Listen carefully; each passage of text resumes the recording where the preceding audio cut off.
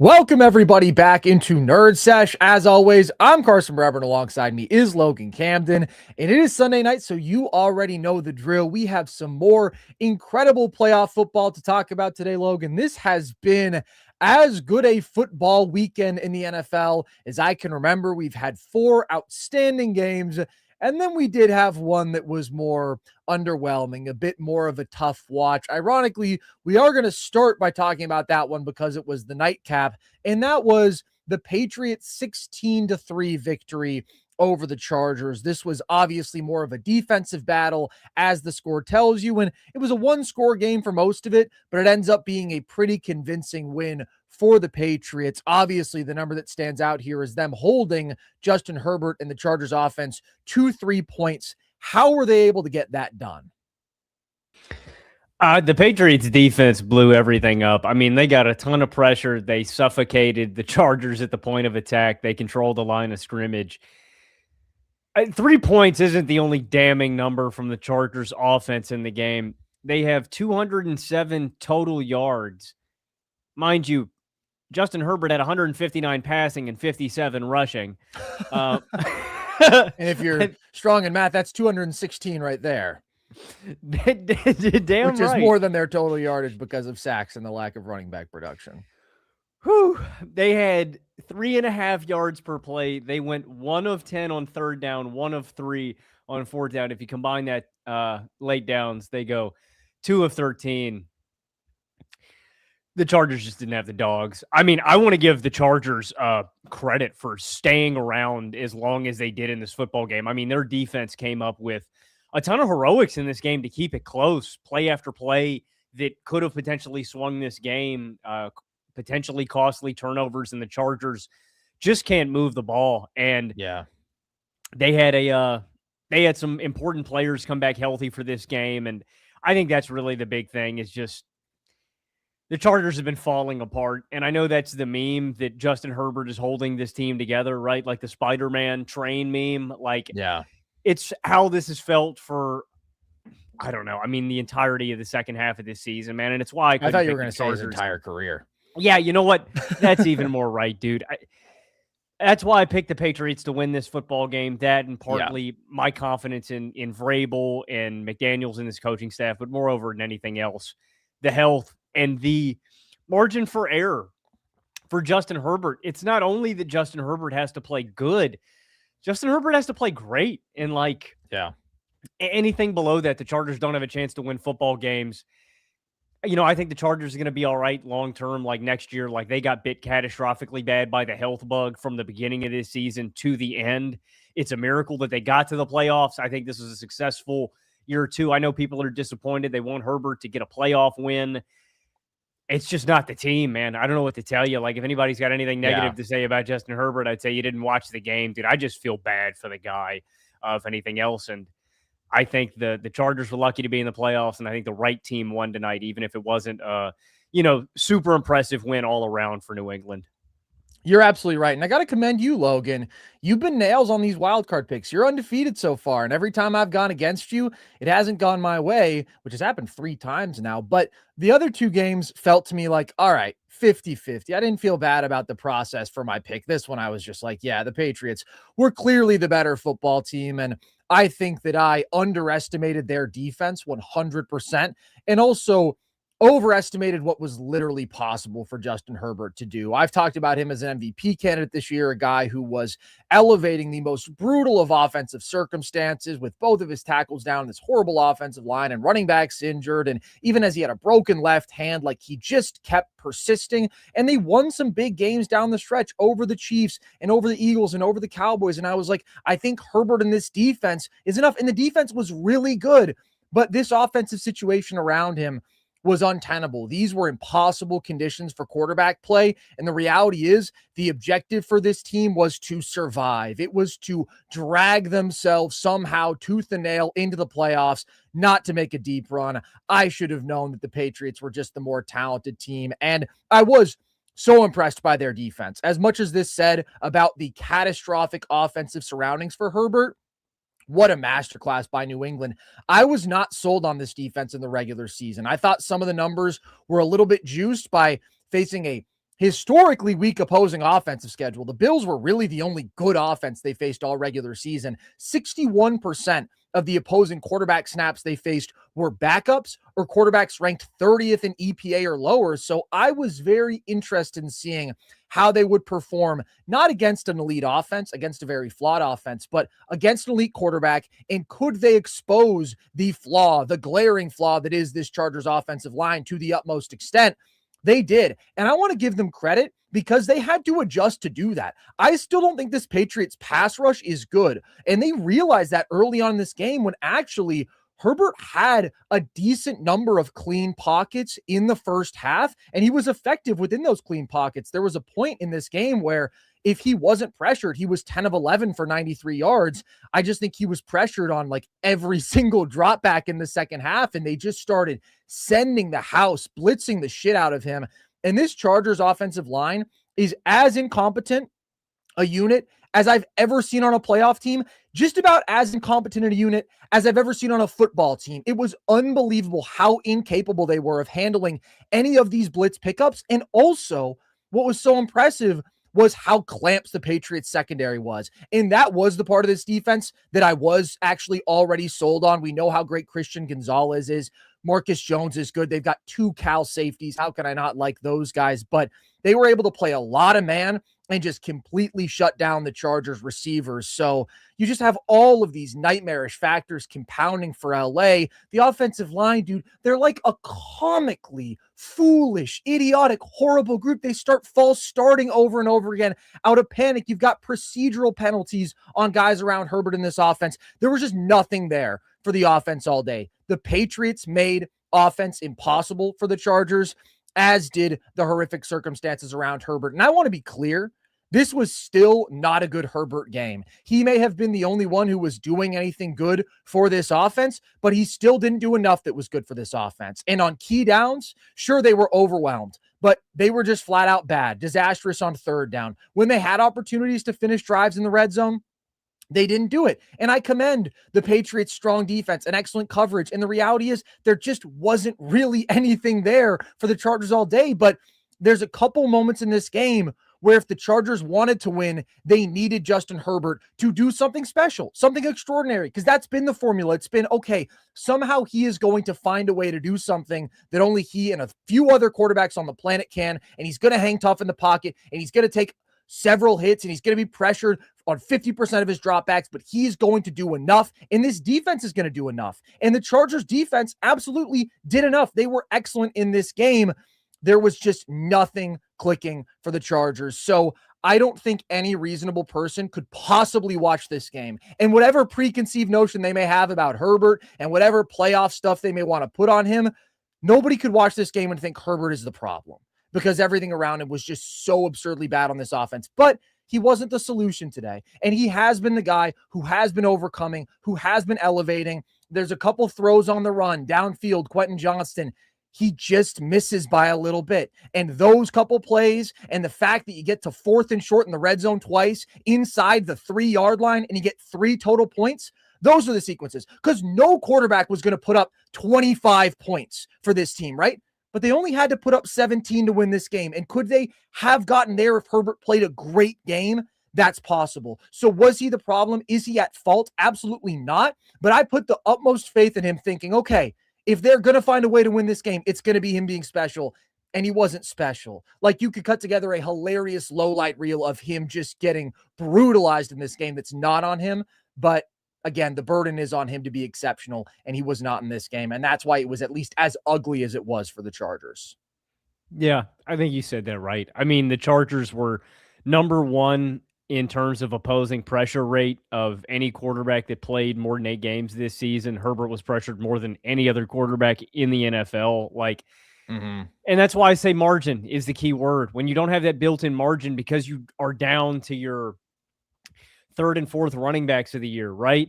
When you're down to your 3rd and 4th offensive linemen of the year, you have to hit on those plays. And any missed opportunity is magnified the rest of the way because you don't get them the rest of the game. And I agree with you. Like, those chances in the red zone, you got to get points. I commend the Chargers for being aggressive. I think that was the right decision. Like somebody just said it in the chat, but it really did feel like for most of this game, whichever quarterback made that first blow or the final blow was going to win this one. And We're just Maye waiting for it. Yeah, and Maye just made a few more plays, right? Totally. If it was him creating with his legs, if it's him connecting with Booty on a few big plays, right? Or Hunter Henry, he just made the few more plays that made the difference, because this was a defensive showdown, man. This felt like one of those grimy mid-2000s kind of football games, man. It was a throwback feel in this one. It was, and I thought this game was going to be kind of gritty. I thought it was going to be in the low 20s just because I really liked the Chargers defense, and you knew that both these quarterbacks were having to really elevate subpar surrounding offensive talent to different degrees. Obviously, the Patriots have better supporting talent offensively than the Chargers do, but they're still not some star-studded offense, and they were going up against a great defense. So I thought we would see some stops for sure. I thought both quarterbacks would have to make like some special plays just to get their teams to produce enough offensively to win. I was not foreseeing this being a 6-3 game into the fourth quarter like it was, though. And I do want to be clear, because I can already imagine the Herbert detractors are going to say, oh my God, this is ridiculous. This is the ultimate if argument. How can you blame his surroundings constantly? They put up 3 points in a playoff game. It's the third playoff game. He's underperformed and they've lost. So let me say this plainly. Justin Herbert was not good today. Drake Maye soundly outplayed him. But my point is, Herbert did so much to save this team for the entirety of the season that when I think about what went wrong in this game, when I think about what held them back from being one of the truly elite teams, obviously, I look at the entirety of the offense around him and how brutally bad that situation has been. And when I think about this team going forward, I really do believe in Justin Herbert as a special quarterback. And I think the second that they put serious offensive personnel around him, and honestly, I hope to God just when they get Slater and Alt back out there and hopefully can do something about this interior offensive line too, the Chargers have the potential to be a contender. With all the losses they suffered offensively, it is a damn accomplishment. They got to 11 wins. They got to the playoffs. Were they good enough today? Obviously not. Was Justin Herbert good enough today? No. But I do commend the Chargers defense for giving them a chance, because that was an elite unit, especially down the stretch this year. Number one in opponent passer rating, like a really stingy pass defense. And I thought they made life hard on Drake Maye in their own right. I thought the pass rush was really furious, dude. Tui Pelotu had a number of pressures and a couple of sacks in this game. Odafe Owe has the strip sack. Tart made a couple of great plays, has the tip ball for the interception. It was crazy. My brother texted me late in this game, this is just going to come down to whichever defense can force more strip sacks, dude. It really was like both offensive lines were overwhelmed by really strong defensive performances opposite them. So the Chargers defense holding the Patriots offense, which has been a top 5 offensive unit in the league that has under center my MVP, they did their part. But Drake Maye also did make enough plays to win this game. Definitely put the ball in harm's way several times, not really because of bad decisions ever, more so just because of the Patriots being overwhelmed at the line of scrimmage. But that's how you put the ball on the ground twice with 2 fumbles, and you do have the deflected interception. And I thought even he was not his spotless self. Like that throw that he missed to Austin Hooper should have been kind of a layup touchdown for him at least. This guy was the most accurate quarterback in the NFL this regular season. He wasn't that today, but he was quite good in the second half overall. In the first half of this game, he was just 6 of 12 for 93 yards. I honestly thought Herbert was the better quarterback in the first half, but in the second half, the circumstances just got worse and worse for Herbert, and he wasn't playing well, and Maye really did elevate. And in that second half through the air, he gave you 176 yards. And of course, throughout this game, making plays with his legs. That's what both quarterbacks kind of had to do, as neither of their receivers were able to win downfield. For Herbert, that became like the only possible escape hatch. For Maye, it was more so in the first half using those legs, but he's such a great scrambler. I love the call from McDaniels to go with that speed option on 3rd and 1, and Maye fakes the pitch and picks it up with his legs. There is something to be said about the fact that even though he wasn't his sharpest, wasn't his most accurate, didn't protect the ball well in this game, he was able to generate some real explosive plays with his legs. And then as this game went along, you knew that eventually that dam was going to break just a bit. The Chargers defense couldn't be that airtight for 4 quarters, and Maye was able to hit on a couple of explosives late in this game. So he's going to have to be better going forward. think that goes without saying for the Patriots offense overall, but this was also a really tough defensive matchup, and they did enough in this one. I was going to say, this is probably one of the better defenses that are going to play in the AFC playoff field. I mean, unless they run into Denver or Houston next, right? Like, well, I mean, they won't run into Denver next. Houston's on the table potentially, but this is a formidable opponent. I agree with you. I think Drake's going to have to be a little bit better. Christian Gonzalez is it's a necessity that he's available and healthy for their next playoff matchup. Like, I would confidently pick New England to lose if they're without Gonzalez. I mean, he just changes the game defensively for them. So New England's really solid. It's a good enough first playoff win. I do think you saw I don't know exactly how to phrase it, but you could tell it was Drake's first game. Like you said, he didn't his first playoff game. He didn't look like regular season Drake. He looked a little bit overwhelmed at times. He looked like he had lost his composure, but he made plays when he needed to. And again, when your defense plays this good of a game, it's those few plays that make all the difference in the world. I think the Chargers, probably the third weakest playoff team in the field between them and Pittsburgh. Right? Like, it's them, it's Carolina, it's Pittsburgh. I think those are probably the three bottom dwellers, but it's a good season for them. And I honestly, I don't even really think they need to make a ton of moves. I think they've got a lot of the infrastructure in place, like you're talking about. Like, maybe you look at a new OC, you're definitely – the one thing that stings from this year is if Jesse Minter goes and gets a head coaching job somewhere. Yeah, man. That's brutal. I'm becoming more, and we're going to talk about this later in some of our games, Carson, defensive coordinator pilled. I actually think that I'm like moving more towards – I actually don't care about your defensive personnel at all. If you have a smart guy back there, like if he can figure out the matchup, it very much is. But like, also, I mean, we'll talk about the Eagles offense later too. Yeah. That has something to do with them too. But I think that matters maybe more than anything else to me, man. Like, I don't know. I've been thinking about that, but I don't think they also do have the personnel though. They're just a damn tough defense. I'm just saying, like, don't take that guy for granted. Like, it just sucks when you can't strike a year when you feel like you've got a lot of guys in place, but they get all back healthy. They get Slater back healthy. Those are two of the best guys at their position in the league. I think the Chargers are going to be all right. They should be battling for the, top of the AFC West, no matter what next year once they get healthy. But I would probably look at both of the coordinator positions as potentially changing. Minter going to a head coaching job, and then Roman, I don't know if you bring him back around. Yeah, I have to say, I think that Jesse Minter is by far the best coach in the Chargers organization right now. And it's a little bit reminiscent, Logan, of the dilemma that the Ravens had after the 2023 season with the Harbaugh brother, where he was seen as sort of the program builder guy, the overseer of the organization. But you had Mike Macdonald, who was clearly one of the best defensive play callers, a total young rising mind on that side of the ball, who totally elevated that Ravens elite defense and was great at coming up with simulated pressures and creating a muddy picture. And a lot of these things that Jesse Minter does for this team. And I'm looking at Jim Harbaugh. I didn't like how he coached this game at all. I thought that the most frustrating thing to me, and this probably isn't the difference, but it just reflected bad process, that they kicked a field goal on 4th and 2 from the 3. And I understand it's a slugfest game. You're thinking, okay, we got to get points on the board where we can. But it's almost unjustifiable to me with the new kickoff rules, where average opposing field position off of a kickoff is between like the 30 and 35 yard line.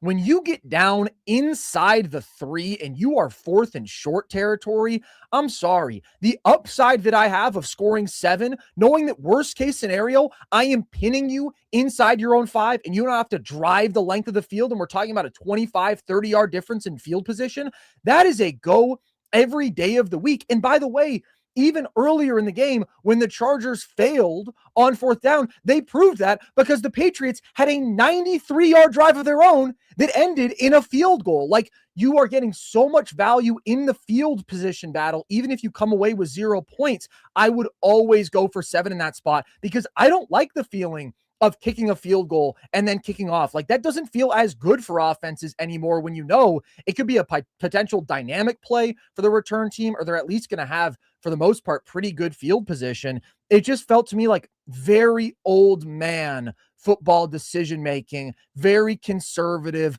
a little bit too predicated upon, okay, this thing didn't work once, and not really seeing the full picture of all the dynamics that should go into that decision. So it's just disappointing to me that they left those two sequences, huge opportunities driving deep into the red zone there. And then the first one where Tart obviously got them the ball at the 10 and they came away with no points there. And then I thought it was just like really bad process from them to be substituting as much as they were on that final drive. I thought Collinsworth was hitting the nail on the head there. Like, you've got this Patriots pass rush, pretty gassed. You're moving the ball, keep the tempo going. Like, not only do you not want them to be able to get in fresh legs for that pass rush, you don't want them to be able to take their time and, ooh, la-di-da, let me substitute. Sorry, ref. Sorry, Mr. Ref, you got to give me all the time in the world. That's 12, 15 seconds ticking off the clock. I am looking at Jim Harbaugh a bit, and I'm wondering if there is really any way to say that he actually brings more value to this team than Jesse Minter. And I don't think that's a decision they're going to make coming off an 11-win season. That's the ballsy decision. That's the decision the Ravens were not willing to make. But I think it probably is the decision I would make. If it comes to choosing between the two, I would choose Minter. It's a good point, man. I hadn't really thought about it, but you'd rather be ahead of the curve than behind it, right? And Harbaugh kind of feels like one of these coaches where it's a lot on the coordinators. It's a lot on the coordinators, and I don't know, man. I think a lot of those guys from that era are just kind of behind the times. And I don't mean to lump him in with these kind of guys, but like Mike Tomlin, it took him 14, 15 weeks this season before he finally adjusted and said, all right, we're going to go for it on 14. And Tomlin's almost made it like his new shtick now. Like when we didn't get it and they interviewed him, he's like, we want to maximize drives and opportunities and get points. I never thought I'd ever hear that coming out of Mike Tomlin. You got to adjust. Like, and again, I don't want to lump Harbaugh in with a guy like Pete Carroll, but like Pete Carroll's a dinosaur, man. The guy just can't hang. Like we are seeing a new revolution, man, where you got to adapt or get left behind. And I certainly wouldn't want to be where Baltimore is this season, where a year out from this year, the Chargers look back and they go, maybe they win 7-8 games. They don't make the playoffs. They're short by a win or two. You see serious regression due to the coordinator hires. Here, man, let's take it a step further, Carson.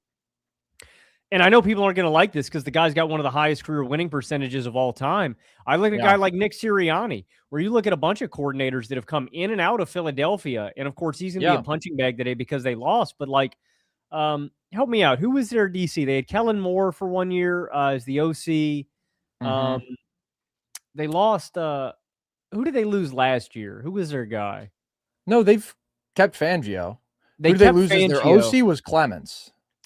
Yeah, but it's true if you do go back, because 22 with Gannon, they were a great defense. Then they went to Desai for a year, and they were a terrible defense. And they had just the disastrous coordinator combo of Brian Johnson, who also wasn't good. 100%. The coordinators have had a huge influence on that team's success. You could even take it a step further too. And I like this head coach, but like it's just gonna, I think this is going to be a new decision that a lot of front offices are probably going to face more frequently year in, year out. I was going to shout out Detroit, like Detroit with Dan Campbell and letting a guy like Ben Johnson leave in-house. Like, I just think this is something that it's a great point from you, man. It's something that's going to happen more and more every single season, that teams are just going to have to go.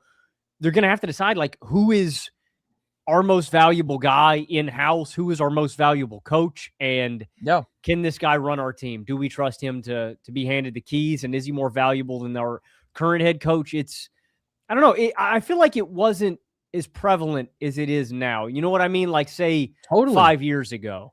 I genuinely think coaches have gotten better. I don't know if I've ever seen so many coaches around the NFL, like, adding such profound value. And I'm talking about head coaches, but also coordinators, as we saw this year. It just feels like the difference in scheme and the difference in terms of the playbook you bring to a team, that gap between the best and the worst might be wider than it's ever been. The gap between a Kyle Shanahan and a Kevin Patullo, as we saw today, like, you can't get a bigger gap than that. So I do think there's value in a guy like Jim Harbaugh. I liked the hire when they did it. I've always been a Harbaugh guy. The guy has won everywhere he's gone. Google him, to steal a line from Kurt Signetti.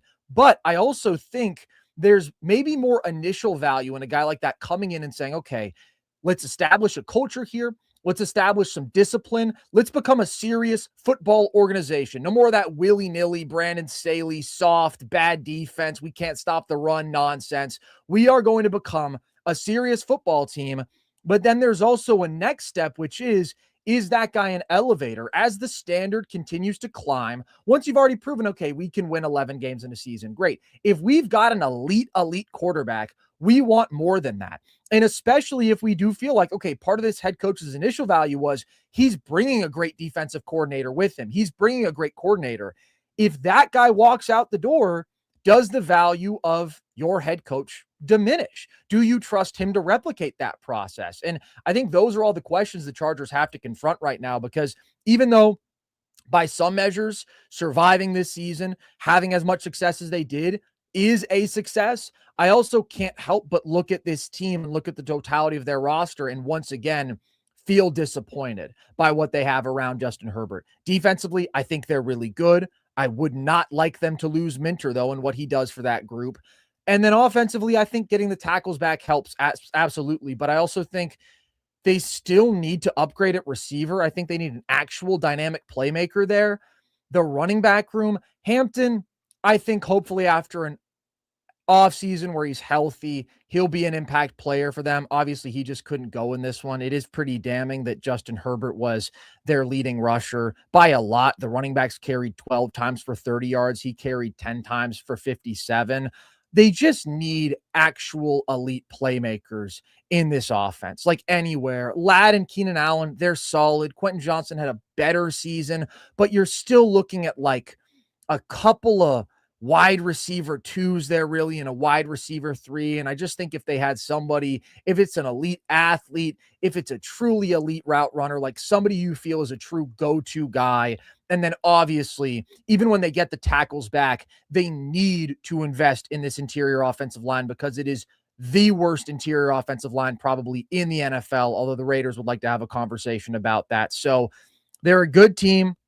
They're in a good spot in some ways, but they also are definitely hitting their head on the ceiling right now for a number of reasons. And there are upgrades that need to be made for that team. For the Patriots, I have to say, even though I think you saw the vulnerability of this team, which is their offensive line, and I do wonder how a matchup for them against the Texans or the Broncos, those truly elite pass rushes, elite defenses would be. That could be a challenge, especially because as great as Drake Maye is, and I think this is mostly a product of the offensive line, but he has taken a pretty high number of sacks this year.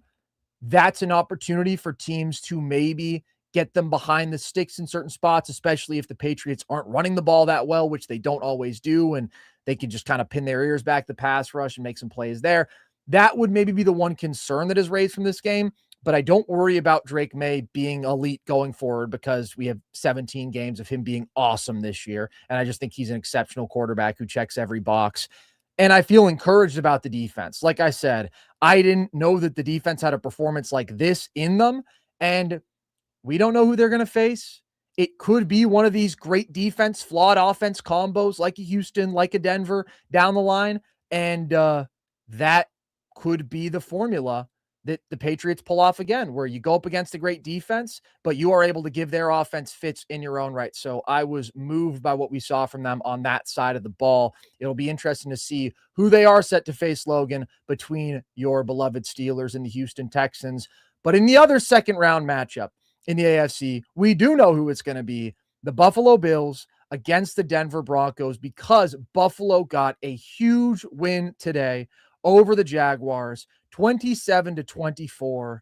And there's one guy who stands out most in this performance, Logan. What do you have to say about what we saw from Josh Allen today? You can't give him enough props for doing everything in this game. I'm already seeing takes from people about this game, and a lot of the sentiment is, oh my God, are we talking about Josh again? Yeah, because prior to the game, when people are talking about how it's all Josh Allen's fault if the Buffalo Bills don't win this football game and win a Super Bowl, it's like the apology has to be as loud as the criticism. So if you're The going to talk all hypothetical this criticism. yeah, your hypothetical criticism, exactly. I've never seen more hypothetical Yeah, criticism bruh. in my life than So coming into this week. It was if you're incredible. going to do all of that shit before the game, I'm going to give him all of his flowers after the game. I felt like this was like a caricature of the Bills again. Not so much the defense. The defense did all right in this game. They had their moments. They also had some bad moments. But the fact that the Bills couldn't run the ball at all between the tackles, and they kept handing it off to James Cook on first downs, just wasting opportunities away. Like, I really got scared that this was going to be like a classic Bills coaching staff screws it up. They can't do it. But Josh made so many amazing throws in this game. And like I said, I don't care if you guys are tired about a Josh praise. We're going to give it all to him on this one. So many shots between zones. The one thing I will say about the running game that I did like, I did think it set up a little bit of the play action on a couple of the drives. I hated Joe Brady's play calling on all but 2 drives in this game. Those 2 drives were really good.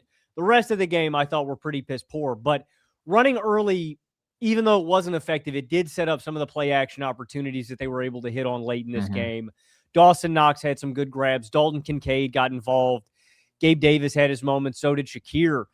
The guy who had the play of the day to me, though, was Brandon Cooks, probably that deep shot downfield where I just couldn't believe it. Like, we've seen that story before where, you know, if it was Diggs, if it was Kincaid, like crucial deep shot plays where you feel like the Bills need to make happen and they don't make it in some of these losses over the last few years in the playoffs. They went out, they acquired Brandon Cooks in the middle of the season, and it actually paid dividends here in this playoff game.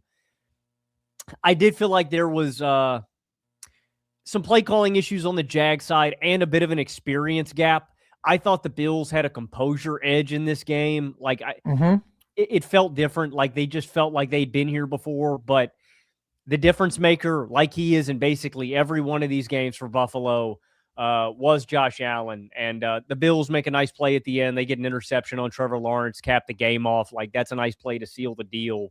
But the Jags were dueling, man. They were trading with Josh for a minute, and Josh just kept answering every single time. It was actually, like, the ending to this game, man, was, I don't want to say it was an offensive, like, showdown, but the offensive execution from both of these teams was really, really impressive. Like, and I just mean the quality of play that we got in this game. Like, it wasn't, like, bad. It wasn't bad defense. It was just better, you know, offensive execution. It was just really high quality football. And it was.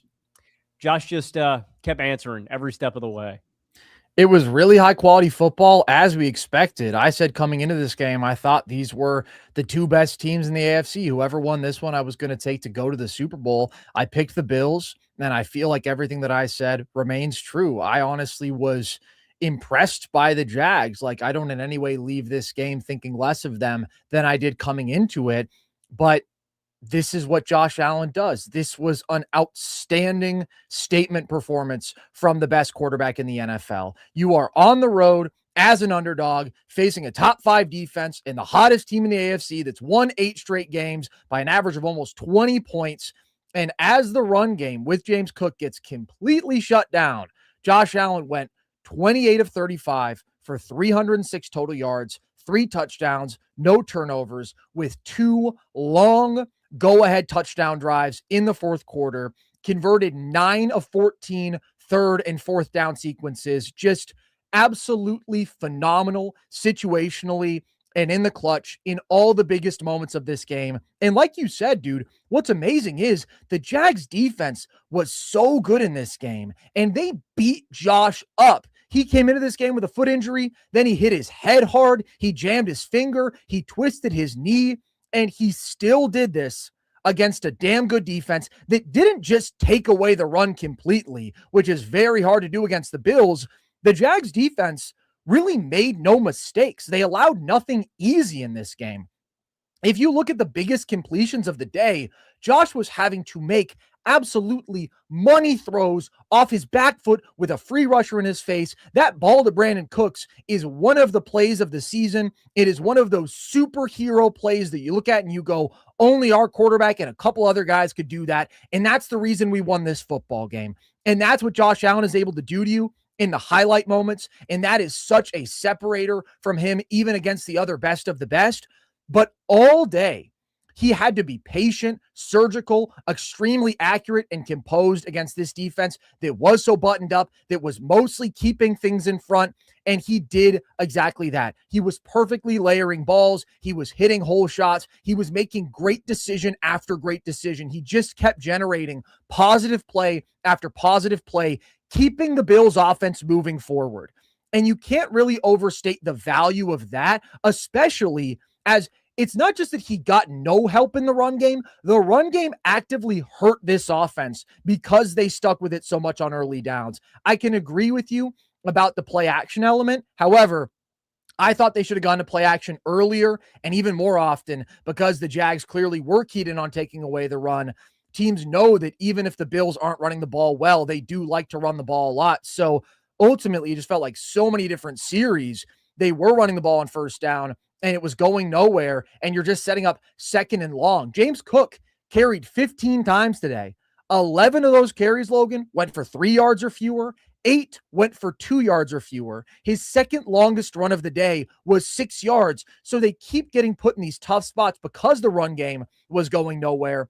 And Josh kept digging them out and putting them on his back. He also only took 1 sack, only had 7 incompletions, and had 0 dangerous moments in the entire game. That is so significant to me. We can talk about the best moments, but the consistency and the fact that he played such clean football to carry this team in tough circumstances against such a strong opponent, it was genuinely a flawless performance from Josh Allen. And I'll say it again, this is what he does in the playoffs. And if we want, Logan, we can update the all-time numbers. Just to remind people, here's his all-time ranks among all quarterbacks in the playoffs with a minimum of 8 games played.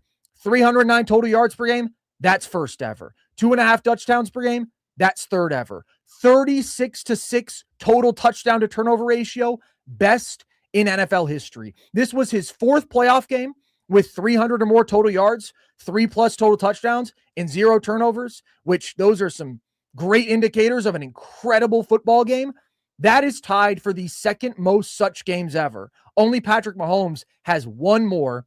Josh has 4 of them in 14 career playoff games. He's tied with Tom Brady, who had 4 in 48 career playoff games. The per game production that we have seen from Josh Allen is clearly among the all-time greats in NFL history. And he's number 1 all-time in a lot of these categories.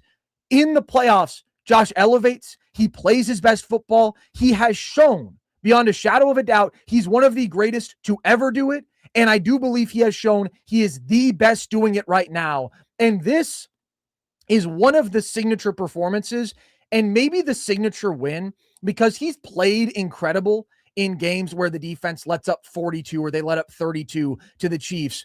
This was a game where he gets the ball down 4 with 4 minutes left, and you knew there's nobody you would rather have than Josh Allen. And he showed exactly why today with that masterful final drive. You needed 7. He got you 7. Those are the moments he lives for. That's his 5th fourth quarter comeback of the year. That's his 5th game-winning drive of the year. And it is an incredible performance with the season on the line. So the Bills did other good stuff out there, and I will give them all the credit for that. Of course, I thought it was a really good team win, but Josh did what we expect of him, and we expect so damn much. So for all the people who want to create these hypothetical flaws, these detractors who, again, are literally working off of, oh, if he loses, who are ignoring the realities of how great he's been, of why the Bills have lost in the playoffs, of how much the Bills have won in the playoffs, which is more than anybody but the Chiefs in this decade.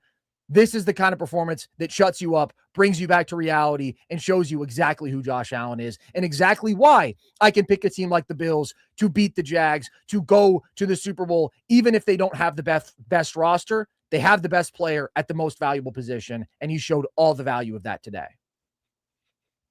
Yeah, I mean, that's why I took the Bills to win this game. That's why I'm taking the Bills to win the Super Bowl, is because I think they have the most important and best player remaining in the field. And I mentioned the experience element, and I felt like you saw that through Josh's composure today. I thought you saw that from – I was a little bit more confident in McDermott in the defense when they got the rock or had to step up in crucial spots in this game. But I also thought you saw some of the growing and I'd say growing pains for this young Jags roster. We talked about it a little bit during the game. The Jags not running the ball more often. They had so much success on the ground today. I thought they should have just thrown it less. Like ETN and Tuden felt like they were going to get whatever they wanted. Mm-hmm. And that felt like a big mistake. And then just Trevor can't make a few of those boneheaded mistakes. And like, I thought Trevor had a decent game, and I think he's had a pretty impressive. I mean, this has been probably the most encouraging year of his career. Like the football that he's been playing over the past month is maybe the best stretch of his entire season. But those were the few differences I thought in this game. And when you're playing the best player in football, man, you can't make those mistakes. Like, no, I don't know why people get so mad when we rain this praise upon Josh. But again, man, it's like when so many people are just going to disingenuously spread their own fucking narratives about Josh and what he's done in the playoffs. We got to set the record straight. So, like, I'm sorry, guys, but, like, the Glazers Josh is the man. I think he's the best quarterback in football. That's where I'm at with the guy. Like, I'm not betting against him because I do think he's the best player in the playoff field. And I genuinely expect perfection from Josh. And that's why we hold him to such a high standard, but we also have to praise him when he does put on a performance like this. And that's why, like, Trevor can't have those turnovers. The Jags can't have those lulls offensively. Like, when you're playing a guy like Josh, who is locked in, dialed in, who has been one of the best playoff performers ever at the quarterback position in the history of the NFL. Guys, we don't say that. We're not like other sports shows. We're not just saying hyperbole for the sake of hyperbole. We say it because it's true. Josh we present is that the numbers. Kind of caliber of player. Yes.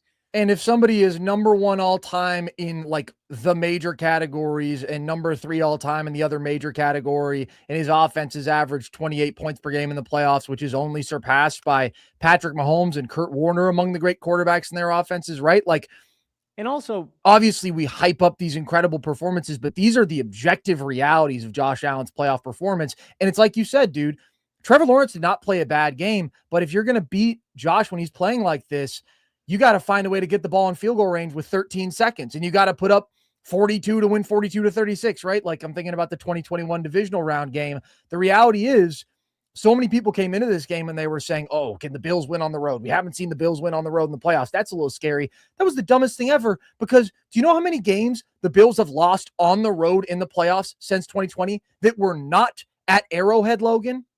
0. They've lost 3 times. They were all to the Chiefs at their place in games in which the Bills allowed an average of 37.3 points per game. It's never been a road thing, an away game thing. It's been a, can you stop the Chiefs? Can you keep them from scoring close to 40 in their house? And the reality is Trevor Lawrence just left a couple of drives with 0 points, had a couple turnovers that you're not going to be able to get away with when the Bills are as sharp as they were offensively, when Josh is that great. And those moments really did loom so large because the Bills only had 8 drives in this game, Logan. They only had 8 actual possessions if you discount the kneel downs at the end of the game and the Ray Davis fumble on the kickoff. So they had to max out every opportunity they had, and they did that. And the Jags fell just short. But I don't think anybody could look at this game and be like, Trevor Lawrence, what a fraudulent performance, when he also led 2 go-ahead drives in his own right in the fourth quarter and was mostly good on those drives. He just wasn't good enough when that bar was really high today. Real quick, and to put a bow on the Bills, I don't want to act like Josh hasn't had help or is helpless, like the way that some people may have during the regular season. But again, when I have to get inundated anytime in a sports debate with Josh Allen can't be MVP because he's got James Cook in the backfield, when that guy also averages 3 yards a carry in a playoff game, I'm going to be loud about it because Josh put this team on his back and handled business and was perfect when his back was up against the wall, because I know how differently this would have been if Josh had faltered at all. If he had one step, if they had settled for a field goal and lost this game, I know how people would be talking about Josh right now, and it would be nasty and it would be disingenuous. So I'm going to go to bat for the guy, because I think people have a disdain for him and they want to see him fail for some reason, and I don't get it. But yeah, I also think probably our algorithms are serving that up to us, and we maybe focus on the negativity. I think Josh is divisive right now. I think there are absolutely the ridiculous detractors. I also think if you were going to ask a 95% of people, they would say Josh played an amazing football game today. I think most people probably would say he's the best quarterback in the world right now. I just think his resume has proven that. He's justified it. And these are the sort of performances that you can bank on with him that just cement that status. So it was incredible from him. I do have to commend the Bills' pass defense, though, because I thought they really stepped up. And I think just specifically the secondary, dude, Christian Benford, Nails, Trey White was unbelievable today. I also saw this stat since week 6. He has the lowest completion percentage and passer rating allowed when targeted in the NFL, which is nuts for this 34-year-old guy who they picked up off the scrap heap just because they needed corner depth so badly. They needed warm bodies who were familiar with this system. He's come in and been legitimately good, and 3 passes defended today, including a touchdown saving play where he fully peeled off his man to break up that pass to Brenton Strange up the seam. And then final interception, he gets his hands on that ball, and Cole Bishop is in the vicinity to finish that play with a pick.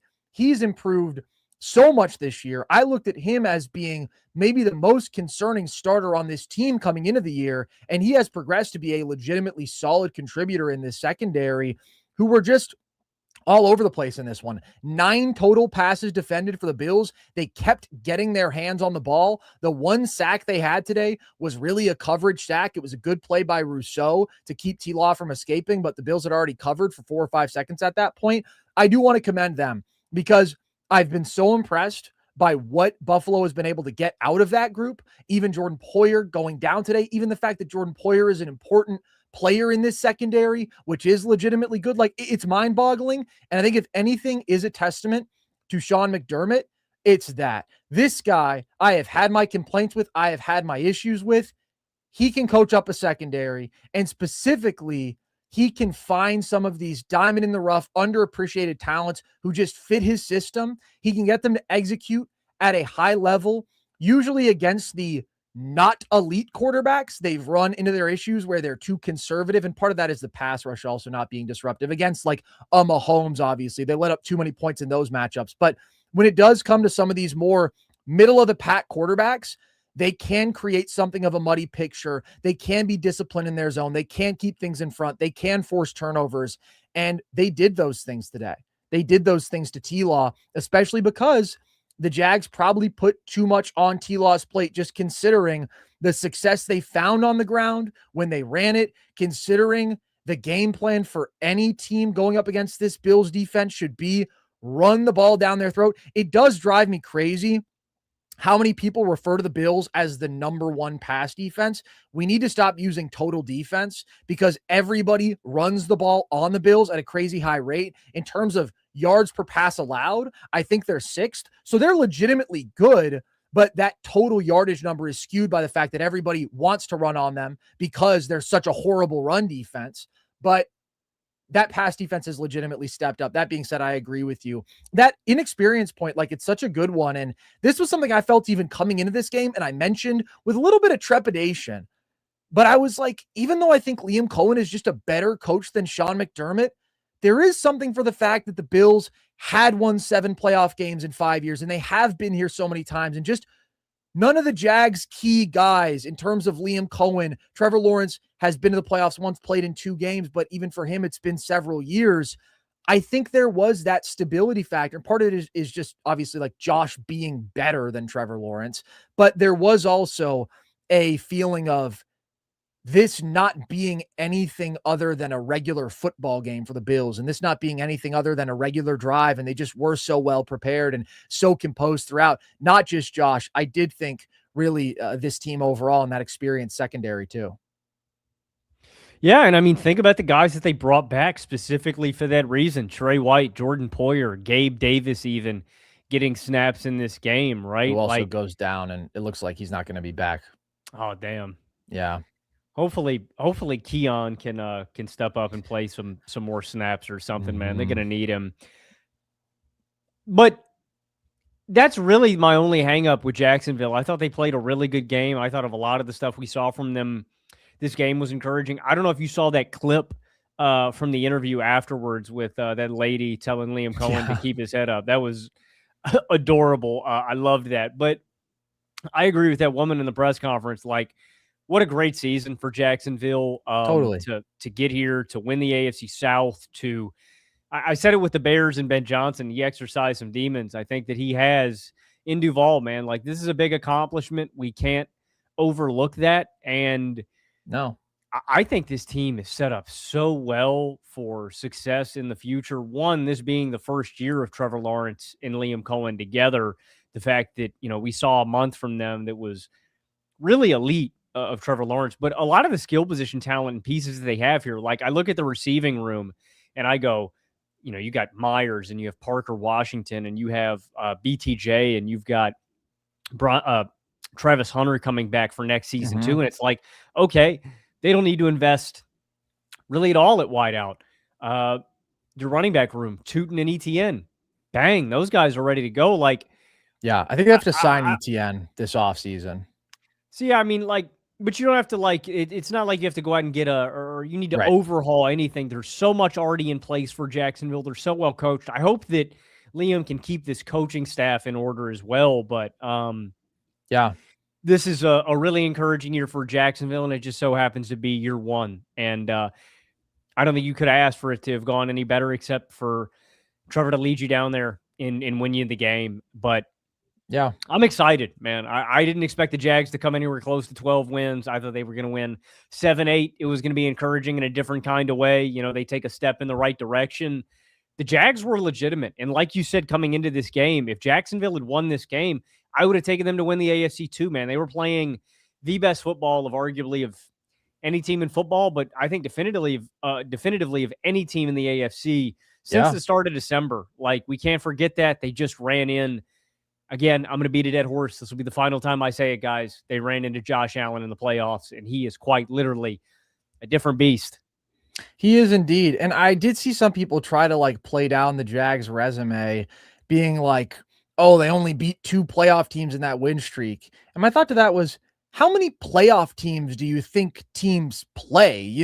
They destroyed the Chargers. They handily beat the Broncos, and they mowed down all the other shitty teams they played, except they had a close game against the Cardinals because T-Law was bad in that one. But the Jags were humming on all cylinders down the stretch, and that's where they didn't get that version of T-Law. You look at the total numbers for him, and it's like 237 total yards, 3 touchdowns, 2 interceptions. Again, as we've said, kind of a mixed bag, decent, but not good enough. I did think there's one particular moment where I just think that first pick, Shaq Thompson was all over that, and they were just able to bait him into that throw. Like, it just felt like a couple spots he didn't really see zone defenders who he's been reading. He's been so good ripping those intermediate throws, and maybe part of that is the first playoff game for him in years. I think part of it is a testament to the Bills coverage and some of the Bills defensive play design. And I thought they were able to bring a couple DB blitzes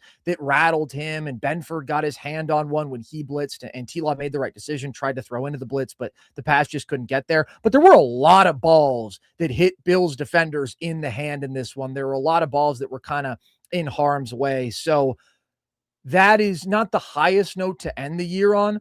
But you also do have to consider that for the last 6 weeks before this guy was playing the best football of his life. He was averaging 290 yards per game and had 19 total touchdowns to 1 turnover and was really doing everything at a high level. The fact that they're utilizing his legs so much more, and we even saw that in this one, although him coming a half a yard short on that fourth down read option when he kept it. That's a costly play in this game, but I did like that call from them. Like, things came together for T-Law in a big way this year that I think is so encouraging. And if this game is like causing you to be like, oh man, same old T-Law, I just can't get there. Like, I think we saw major progress, and it wasn't like, what's this? Is it some coincidence? Did things just randomly get better? Is this a fluky stretch? Liam Cohen is a brilliant coach who has elevated him, and T-Law got more comfortable in this system. And then also, this entire receiving core just got way better. As we talked about, Jacoby Myers changed everything for this team. Parker Washington just had his third 100-yard game in the last month. Like, he's been a revelation for them. Brenton Strange getting healthy again in the second half of this season, and BTJ overcoming like his major yips, and them also just being less reliant on him. But he was like an active detriment to this team early in the year. They stopped dropping every pass. They got more pass catchers on the field.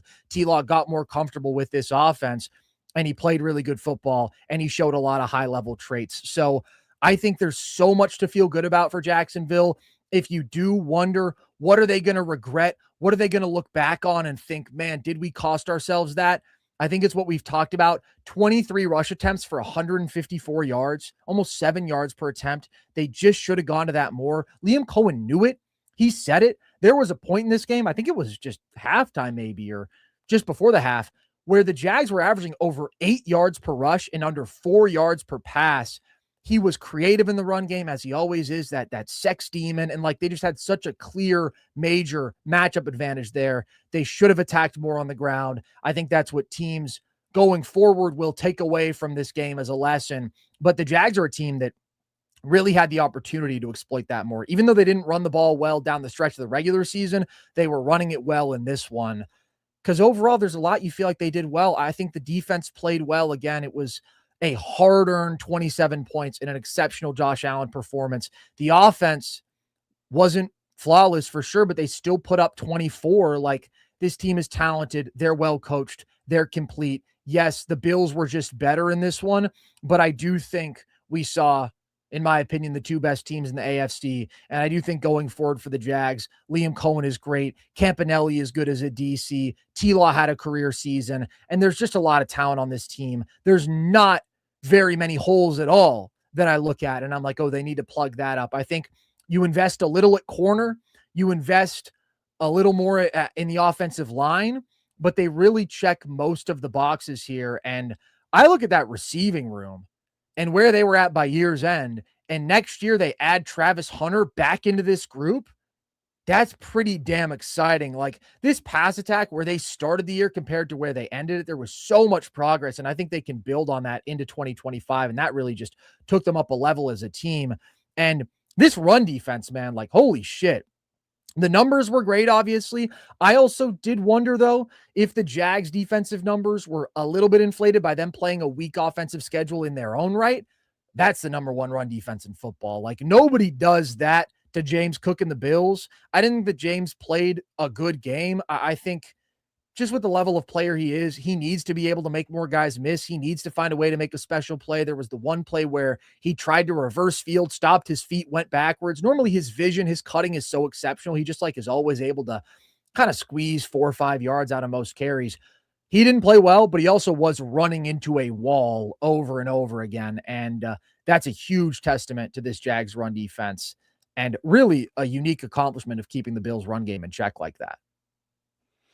I think that's just a Liam Cohen thing, man. I think he just knows running games, man, offense and defensively. I think that's a Liam Cohen thing. I'm excited about the future for Jacksonville, and I feel bad for speaking of not hiring your coordinators, man. How about the Tampa Bay Buccaneers? Todd Bowles, Dave Canales, Liam Cohen, letting those guys leave the room. That's another good example right there, man. Totally. But, Liam Cohen's a real deal, dude. I think big things are on the horizon for Jacksonville. Like, if they knock out this upcoming draft free agency, dude, Jacksonville could be kind of a sneaky, sexy pick to win the AFC.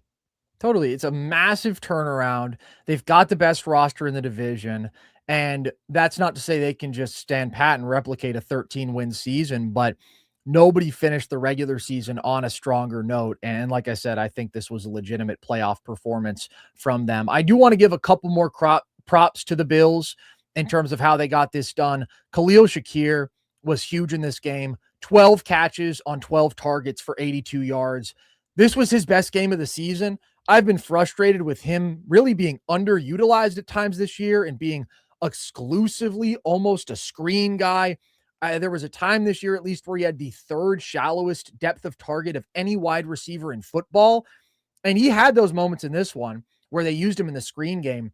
He was really good, though. He was the only guy who could make plays after the catch against this great Jags defense. And it's such an impressive ability of his, not just the shiftiness in space, but also like he reads blocks when it comes to the screen game like a running back. Like he has such good feel for where he needs to be. He's patient. And so he was able to generate some big plays for them there. And he was just the safety valve. Like he was the go-to guy, big time stuff out of him. And then, like you said, props to Cooks and Kincaid really for one big catch each.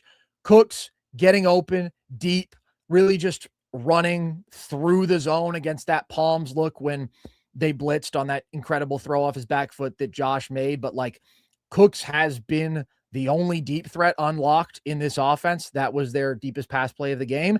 And then Kincaid had the touchdown. I've talked about how much a difference maker he is for this team. Really, I thought that wasn't so much about Kincaid as it was the play call and the throw. But I do love that play call from Joe Brady. Like sometimes it can be frustrating how much he commits to the run game and the screen game and how he can be conservative and not let Josh to be a superhero enough maybe. But then when he is able to use the fact that he does lean on the run game and the screen game to set up something more explosive, like in that case, it was a fake screen and then a vertical shot, that play has a very high success rate for the Bills. And as we're talking about play action, dude, like that was my biggest frustration with the play calling. I just want more play action. I don't want the Bills to abandon the run. And by the way, I don't anticipate this being an issue going forward like it was in this game. I don't think anybody is going to take the run game away from the Bills like the Jags did in this one.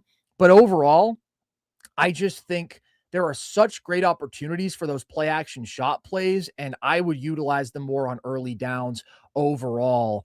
Josh is just great. He's great in those situations. And the Bills are so good at getting heavy. And like when there are multiple tight ends on the field, that's often where they're at their best, even passing.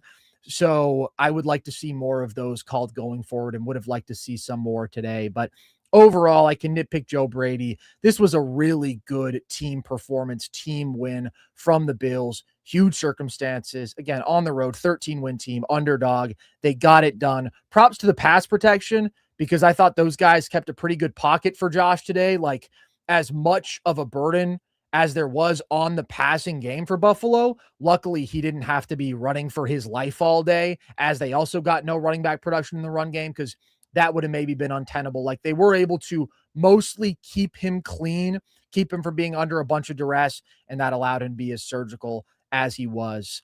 So for the Bills, probably my favorite playoff win they've had. I mean, the game-winning drive, you know I love the Jags. I respect the hell out of that team, but this was just peak football. It was electric. It was a heavyweight battle. They came out on top. So obviously they advance, and there's a lot of work left to be done. But I do think this was the opponent that scared me the most on paper, and I thought it was really encouraging just to see how incredible Josh was, to see the pass defense step up. They got to get the run game going, of course, and we'll see if the run defense does end up being the Achilles heel for this Bills team. But that was a big-time win. And for the Jags, I just think they should feel great about this season, and they're in about as good a position as anybody in the AFC, especially for not having the elite quarterback.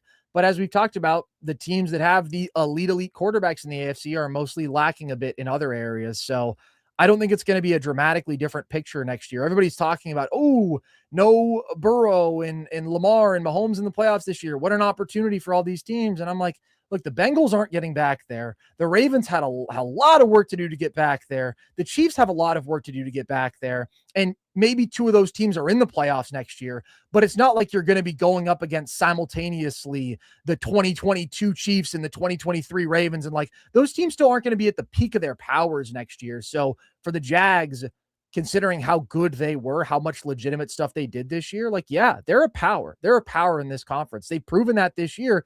Now they just got to replicate it, and I think they can. So really fun game in this one. Anything else you want to say about this before we move on, Logan? All right. Well, let's talk about another one of your brilliant predictions then, man. And you laid out exactly why the San Francisco 49ers were going to win this game over the Philadelphia Eagles. With the Bears over the Packers, you said it came down to that feeling that there was just something magical about this Bears team. And there was, yet again. With the Niners, you said, I'm going to bet on the coaches. And I'll be damned if that wasn't the difference in this game from my perspective, Logan. What stands out to you most in terms of how the Niners pulled off this upset in Philly?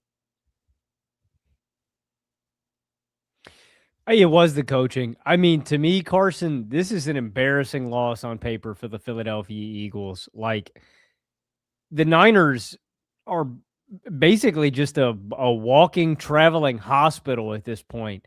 Yeah. They have so many players not available. And when you have 2 all-pro corners and 2 all-pro wide receivers and an all-pro running back and all this pedigree, man, you should never lose a game like this. I thought the guy that deserves the most credit for this is Robert Saleh and what he did for this defense. In the second half, I'm going to go drive by drive here for Philadelphia. Mm-hmm. It's absolutely incredible what they were able to do to this team. First drive out of the second half, 3 and out, 7 yards. Second drive, 4 and out, -4 yards. Third drive out, the only reason the Eagles get a field goal, because they start on a short field off of a horrible punt from Thomas Morstead. Next drive, 3 and out, -3 yards. Next drive, the only reason they get a field goal is because the refs call a kind of bullshit unnecessary roughness penalty on guys who didn't let their momentum follow through on Jalen Hurts. And then you have the turnover on downs that ends this game. I mean, they suffocated them. And that was, man, because I've been hung up about Philadelphia all year long, Carson. You know my struggles with this team. I have never even liked Philadelphia. No. I contemplated moving them off my list, out of my top 10 contenders at all. I bumped them down to 10, then I bumped them back up to 4. I didn't know what the hell to make about Philadelphia. What I did know is, concretely, I could say this offense is not good, and I don't trust them. So going into this playoff matchup, I'm looking at both of these. Both of these coaches for their units. The offensive coordinator for the Eagles, Patullo, has had supreme talent, but he has not been able to get anything out of them all year long.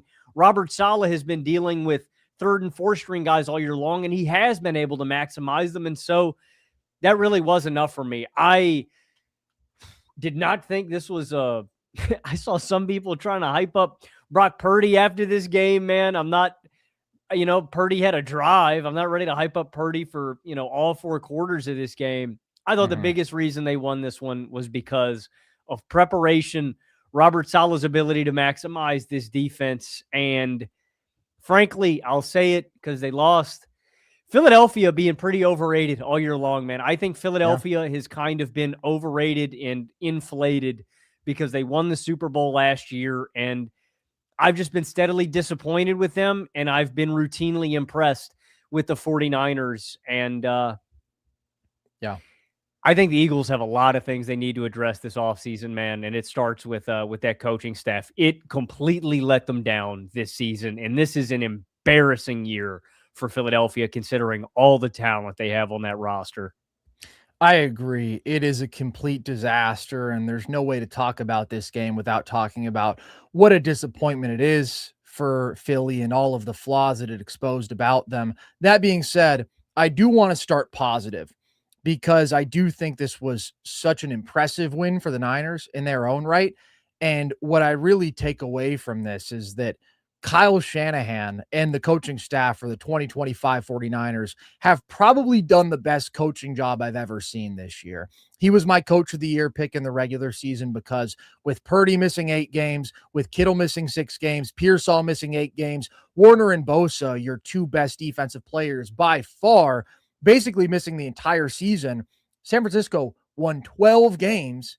And then today, you're not just down your 2 best defensive players by far. You don't just have the worst pass rush in the NFL since Bosa went out, which has been such a massive absence for you. You're down to your 5th, 6th, and 7th linebackers on that side of the ball. On offense, You're down Kittle and Pearsall again, and Purdy plays a very up and down game. He had his good moments. He also had 2 rough interceptions, and you still win this football game because of coaching, because you're able to execute defensively, because Robert Saleh has a special ability to max out talent on that side of the ball with real no-name players.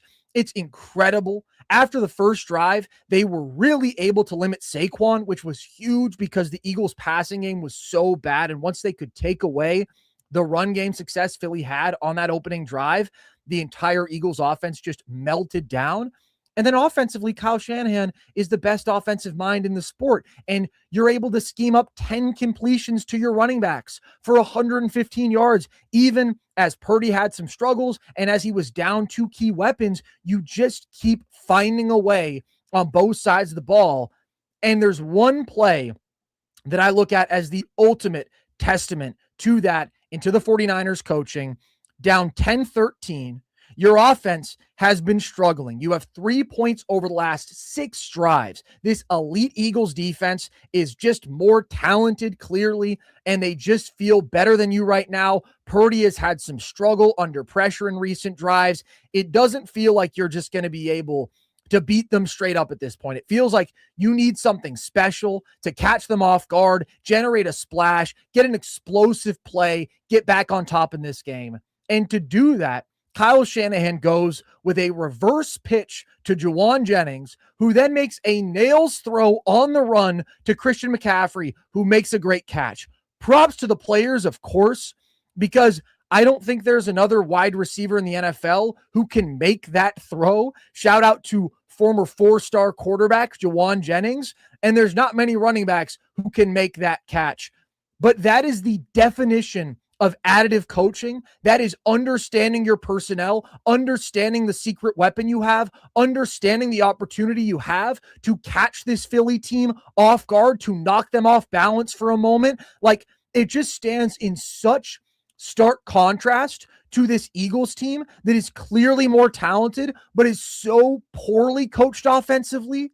It was the mogging of the century, Logan. Kyle Shanahan versus Kevin Patullo, like just complete opposite ends of the spectrum. So for the Niners to be at 12 regular season wins and a playoff win now, have we ever seen a team this flawed on paper, this down so many key guys for so much of the year, this decimated defensively, reach this level of success? Because I can't think of a better instance of a coaching staff elevating a team to these heights. Like, it is the magnum opus for the guy who I consider the best coach in the NFL. I think Detroit last year was super impressive with all the guys that they had lost and how they had defensively continued for sure. But that offense was still so stacked. This offense started a backup quarterback for 8 games, and they've been without their number 1 weapon for close to half the season. Well, I was just going to say, we've already mentioned all the injuries. And I know that we've mentioned this periodically throughout the season, but, you know, we mentioned all the guys that were just missing from this game who were just are injured for them, Warner, Bosa, guys like that. It's interesting to me when you think about the 49ers from 2 years ago, the super team Niners, right, that took the Chiefs to overtime in the Super Bowl, that were right there with them, that had a chance to win the Super Bowl. Here's all the guys that they have lost from that team. Hufanga, Dre Greenlaw, Javon Kinlaw, Javon Hargrave, Eric Armstead, Charvarius Ward, Chase Young.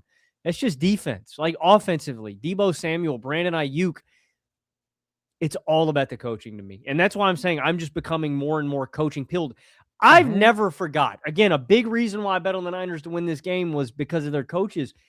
I've always loved Robert Saleh. I didn't like the fact when he got shit canned. You and me both. In New York, I thought he was kind of a scapegoat there. And a big difference to me was just the fact that you got to see the 49ers last year when they were debilitated in a very similar situation to how they were this year, but under Nick Sorensen. They were the 29th defense in football.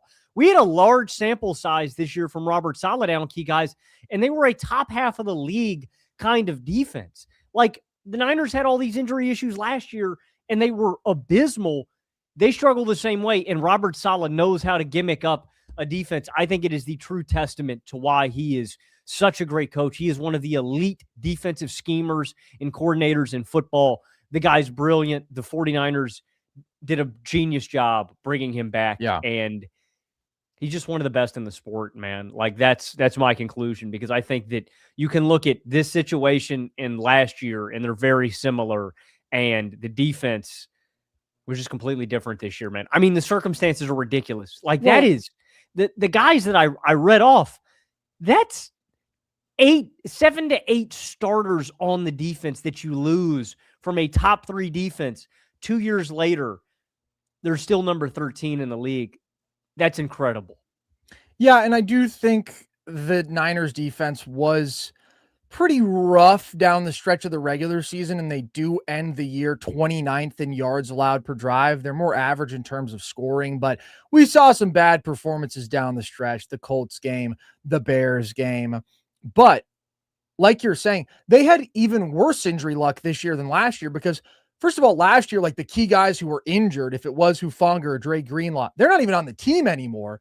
And Bosa and Warner at least were healthy last year, and they were still just such a weak defense around those guys. They were a bottom tier group. Now you look at every level and it's like, yeah, they've got the worst pass rush in the NFL since Bosa got hurt. They're down to 5th, 6th, 7th linebackers. The secondary outside of Lenore is full of guys like former 7th rounder Chase Lucas, who we knew at ASU. Like, they just find these guys off the scrap heap and they're able to put it together to be respectable enough. I thought Saleh was cooking today. Do I think it's sustainable? No, because I think this Niners defense, the personnel is just too bad. And I also think the Eagles offense is so bad that they were able to exploit a team that was really exceptionally weak on that side of the ball. And now you're talking about facing much better competition going forward, because they're going to have to go. I think Seattle, the Niners which is just a tough matchup. I'm not going to pick the Niners to win. The Seahawks were my Super Bowl pick out of the NFC. I'm still going to stick to that. That being said, I think the Niners can beat anybody in football. Wow. I think that's how much I believe in this coaching staff. I think that they could. I think they can beat anybody. I keep thinking there's a ceiling on this. There's a ceiling on this. And I think in the regular season, we saw it in the second Rams game and the second Seattle game.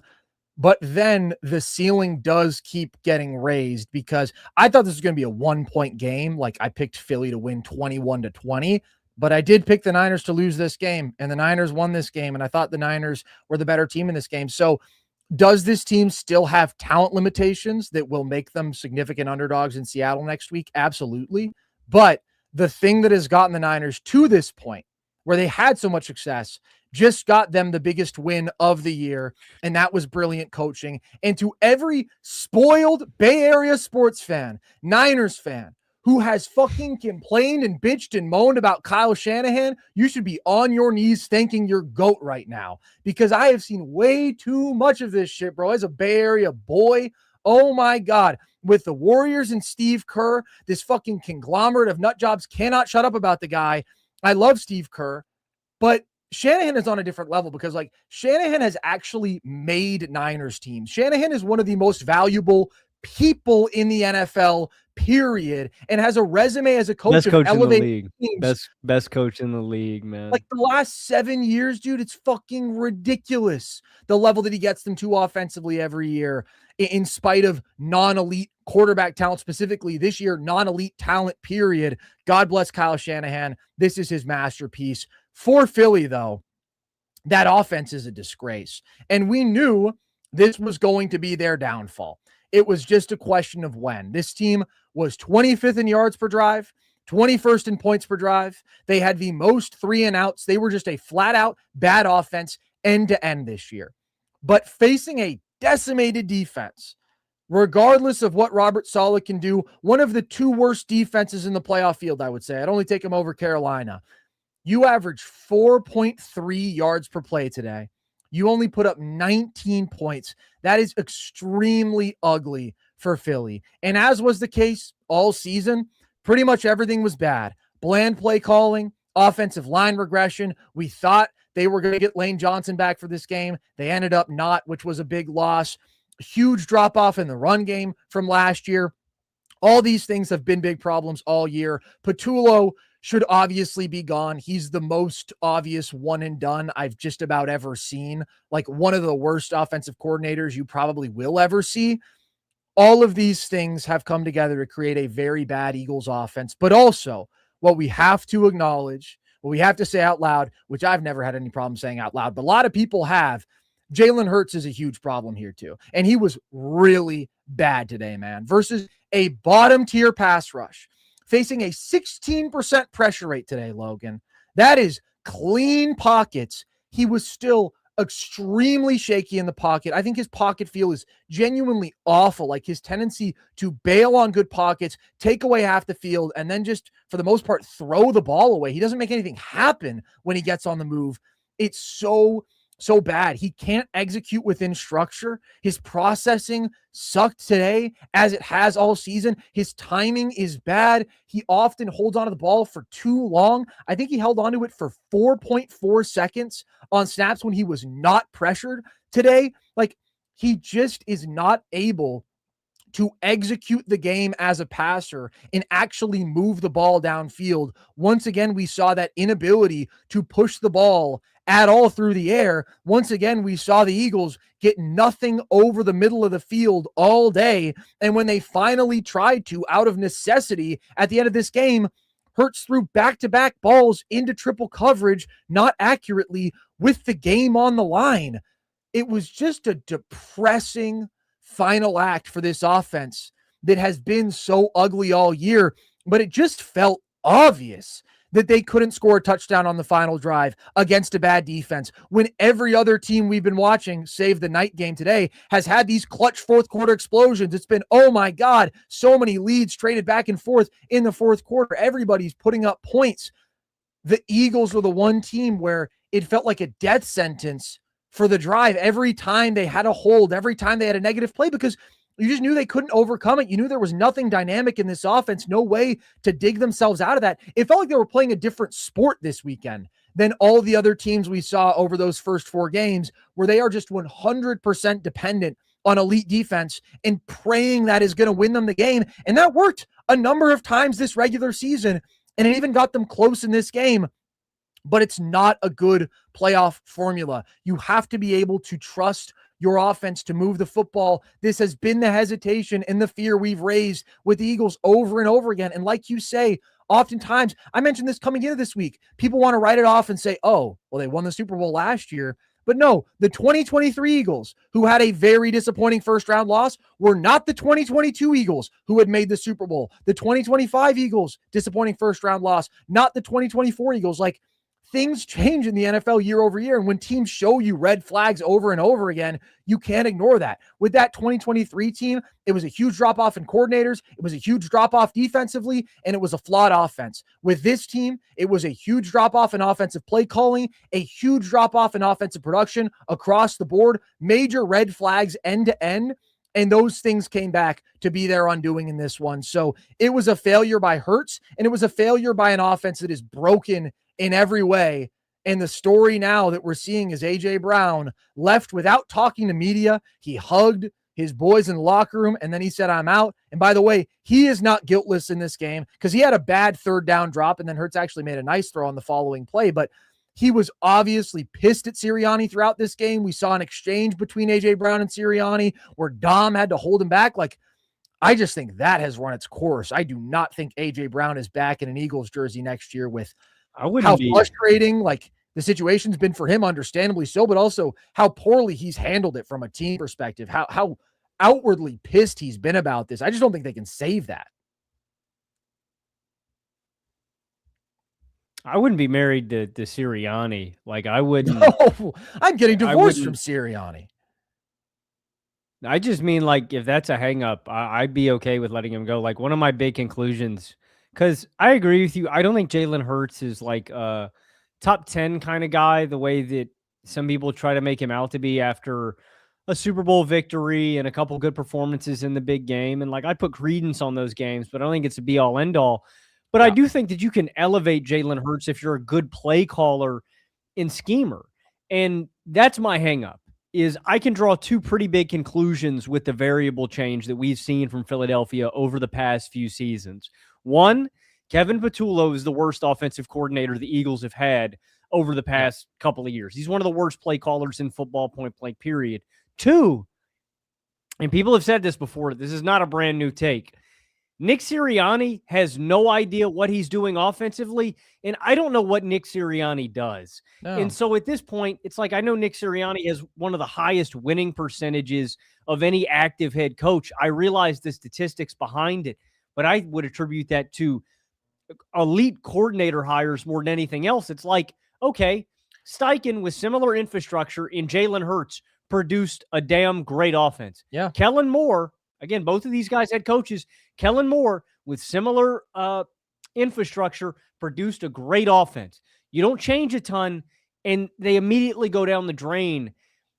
Basically, what I'm saying is that Fangio would be the only guy that I am glued to, that I am married to.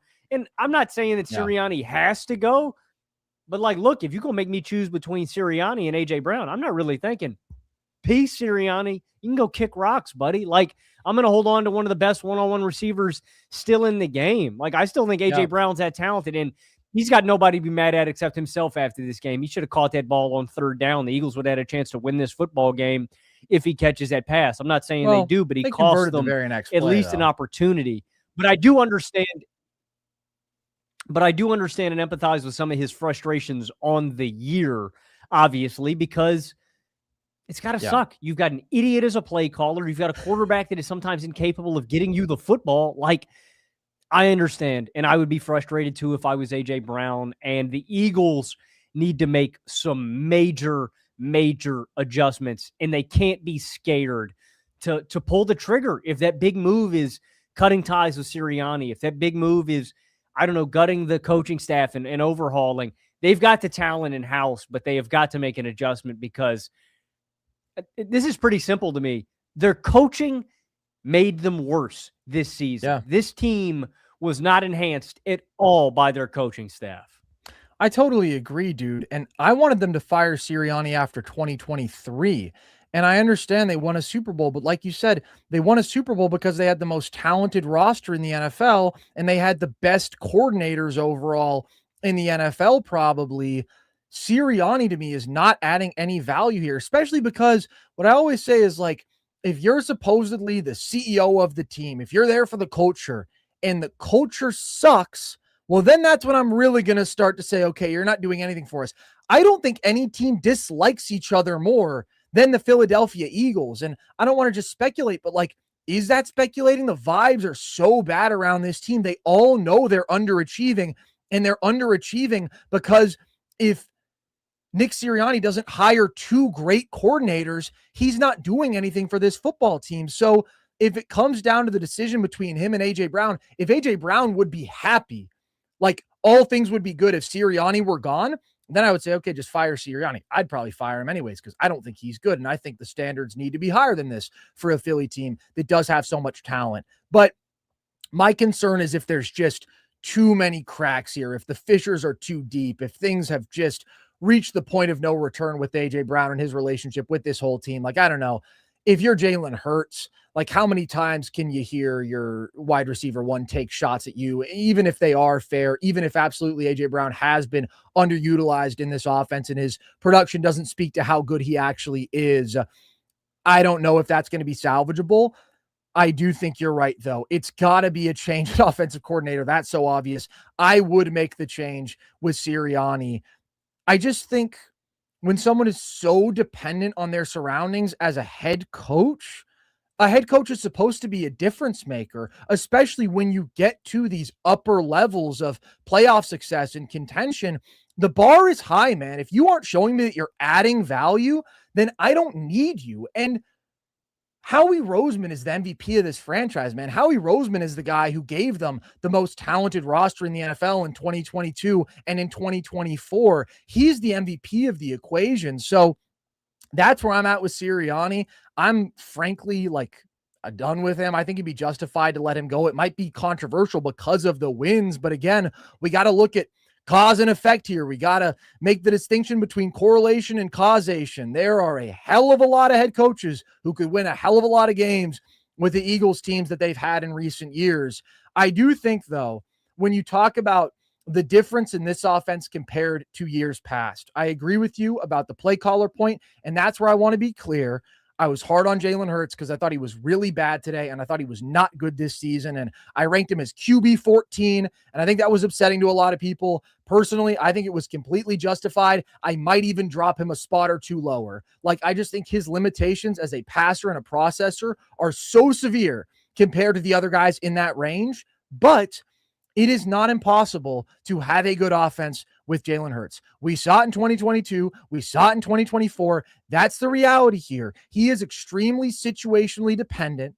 The situation got worse, and the offense was just awful this year. He is certainly not an elevator, but he does not inhibit you from being a good offense if a lot is right around him. So that's just the reality with Hurts, in my opinion. But the thing that got much worse beyond just the play calling this year is the offensive line. Because if you look at 2022 to 2024, I would have said the combination of having a top 3 offensive line in the sport every one of those years and the elite perimeter talents they had, especially once they added Saquon, but even before that, the run games they had with their receiver duo, with Goddard at tight end, like, there were not more stacked offenses in football.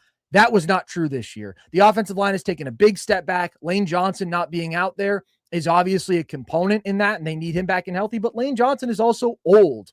And I just think they badly need to replenish that entire group. Like, this was an inept offense. They have to rebuild a lot to get out of that hole. The Eagles are not a piece or two away. The Eagles were 25th in yards per drive, 25th in points per drive, and they led the league in 3 and outs. Like, they were flat out bad. So they got to reinvest in the offensive line. They got to knock out that OC hire. And maybe the other big move is you trade A.J. Brown for a haul. And I think they have to take on some dead cap if they trade him. I'm just struggling to see a world in which he wants to come back to this team, because it's just the ugliest finish possible to such an ugly saga for him. And it's a really ugly result for this team. They still won 11 games. They have a lot of talent. And that's where I do give so much credit to Howie Roseman. That's where I give so much credit to Vic Fangio in this defense, because this defense is fantastic. And the form they rounded into down the stretch this year was outstanding. And props to Quinyon Mitchell. He's got 2 picks in this game, even though he actually got cooked by Demarcus Robinson on the first drive.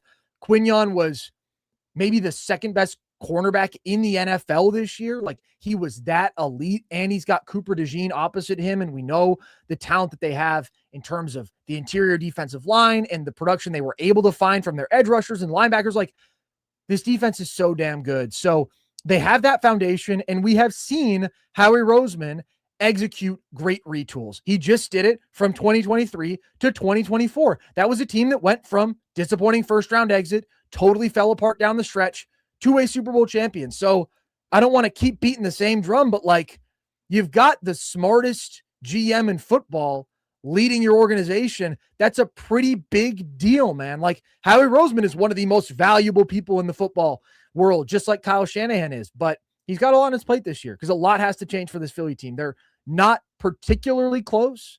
That rebound is within reach. They've done it before, and the defense is there. It's just so much needs to get better offensively.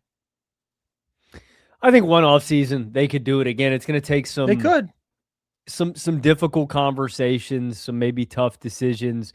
And Sirianni actually does have the highest win percentage of any active NFL head coach. So it would be a probably unpopular firing across the league, but I think it would be justified when you have a roster like this. I mean, I think about that Eagles team that Doug Peterson won a Super Bowl with them, and a year or two later, they had already axed him too. So it's not completely uncharacteristic of this organization to cut ties with a guy that did recently win them a Super Bowl. My focal point is going to be the interior of that offensive line. The biggest change from last season was losing Mekhi Becton. From 2 years ago, it would be losing a guy like Jason Kelce. I like Cam Jurgens. I love Jordan Mailata. I think he's one of the best tackles in football. Yeah. But I think right tackle, I think you make a great point. Lane Johnson. Fred Johnson was good for them in spots. He's probably not your franchise guy over there. I'm focusing there. You're probably going to have to build out some of the receiving depth beyond Devontae Smith, because I do anticipate A.J. Brown just being gone. Yeah. And then defensively, I like a lot of the infrastructure. Maybe another edge rusher. I mean, that was a hallmark for Philadelphia, but I actually don't really think Philadelphia is that far away. But I kind of look at Sirianni as a bit of an inhibitor if they don't crush the coordinators. And what I mean by that is I don't think it's coincidence. And you tell me what you think, Carson. We've kind of heard about Sirianni butting heads with Eagles players before. And he's a deeply unlikable guy. Yeah, I just think it's kind of his he seems like a tough hang. I think he's kind of disagreeable. I think he's kind of arrogant. And I think it may rub some of the guys wrong in the locker room. And it's like, when you're winning solves everything, right? Winning is the magic cure-all for any team. It's when you lose how guys look at you. And I just think that his shtick may have run its course, and the Eagles got their Super Bowl. And I get it, man. Like, that is a tough call to make. But if that's a hang-up for this team, I'm not losing sleep over cutting ties with Sirianni, man. And again, I just want to reiterate this point because I haven't said it yet, but the Eagles are too talented to miss out on this window. Like, I get what you're saying. It felt like they were always super far away from competing for a championship this season. I don't want to forget that 2 years ago, this was a dominant roster, one of the most dominant Super Bowl champions, and they have lost. They have lost key important pieces from that Super Bowl team, but they've still got some of those guys. A 2,000-yard rusher in Saquon Barkley, who were in 2,000-yard rushers normally regress. This was regression unlike anything I've ever seen before from a rusher of that caliber, right? Like, what happened to this offense is something unlike I've ever seen from an offense that was this good a year ago. Like, I think there's weight. I mean, they did have a lot of issues a year ago. They hit their stride in the last two playoff games. Clearly, they were a better group than this year, but there also were a number of the inept passing game performances. The run game dropping off 100%. Huge difference. But this was not an elite offense last year. It was a good offense with a clear, significant flaw and inconsistency they were able to overcome. This year, there was a bad offense. I don't give. You can say whatever you want about an offense when you have a 2,000-yard rusher. Like, I'm just going to give the ball to my guy in the backfield and he's going to mow you down. Like, you don't have to think. Sure. That's the ultimate cure-all for any offense is when you can run the ball. You can do anything because you're effectively unstoppable. My point with this Philadelphia team, though, is I would be aggressive. There is no time to waste. You just won a Super Bowl 2 years ago. You've still got a lot of the same guys in-house.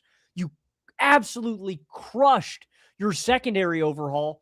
That was the thing that Roseman needed to address initially from their hangover from a couple of years ago when they lucked into two all-pro corners. And that's not luck. That's elite drafting in Quinyon Mitchell and Cooper DeJean, Reed Blankenship. You've got one of the best secondaries in football. It's like you got to strike when the iron's hot, and you cannot waste another season of these guys' primes. I think the Eagles should be competing for a Super Bowl next year with the talent they already have in-house. And if they're not, I think it's kind of disgraceful, man. Like, I just think this Eagles team is too damn talented to not be battling for NFC titles, for Super Bowls. I agree, man. Wins are not a quarterback stat. Wins are not a coach stat. And you know what's kind of crazy?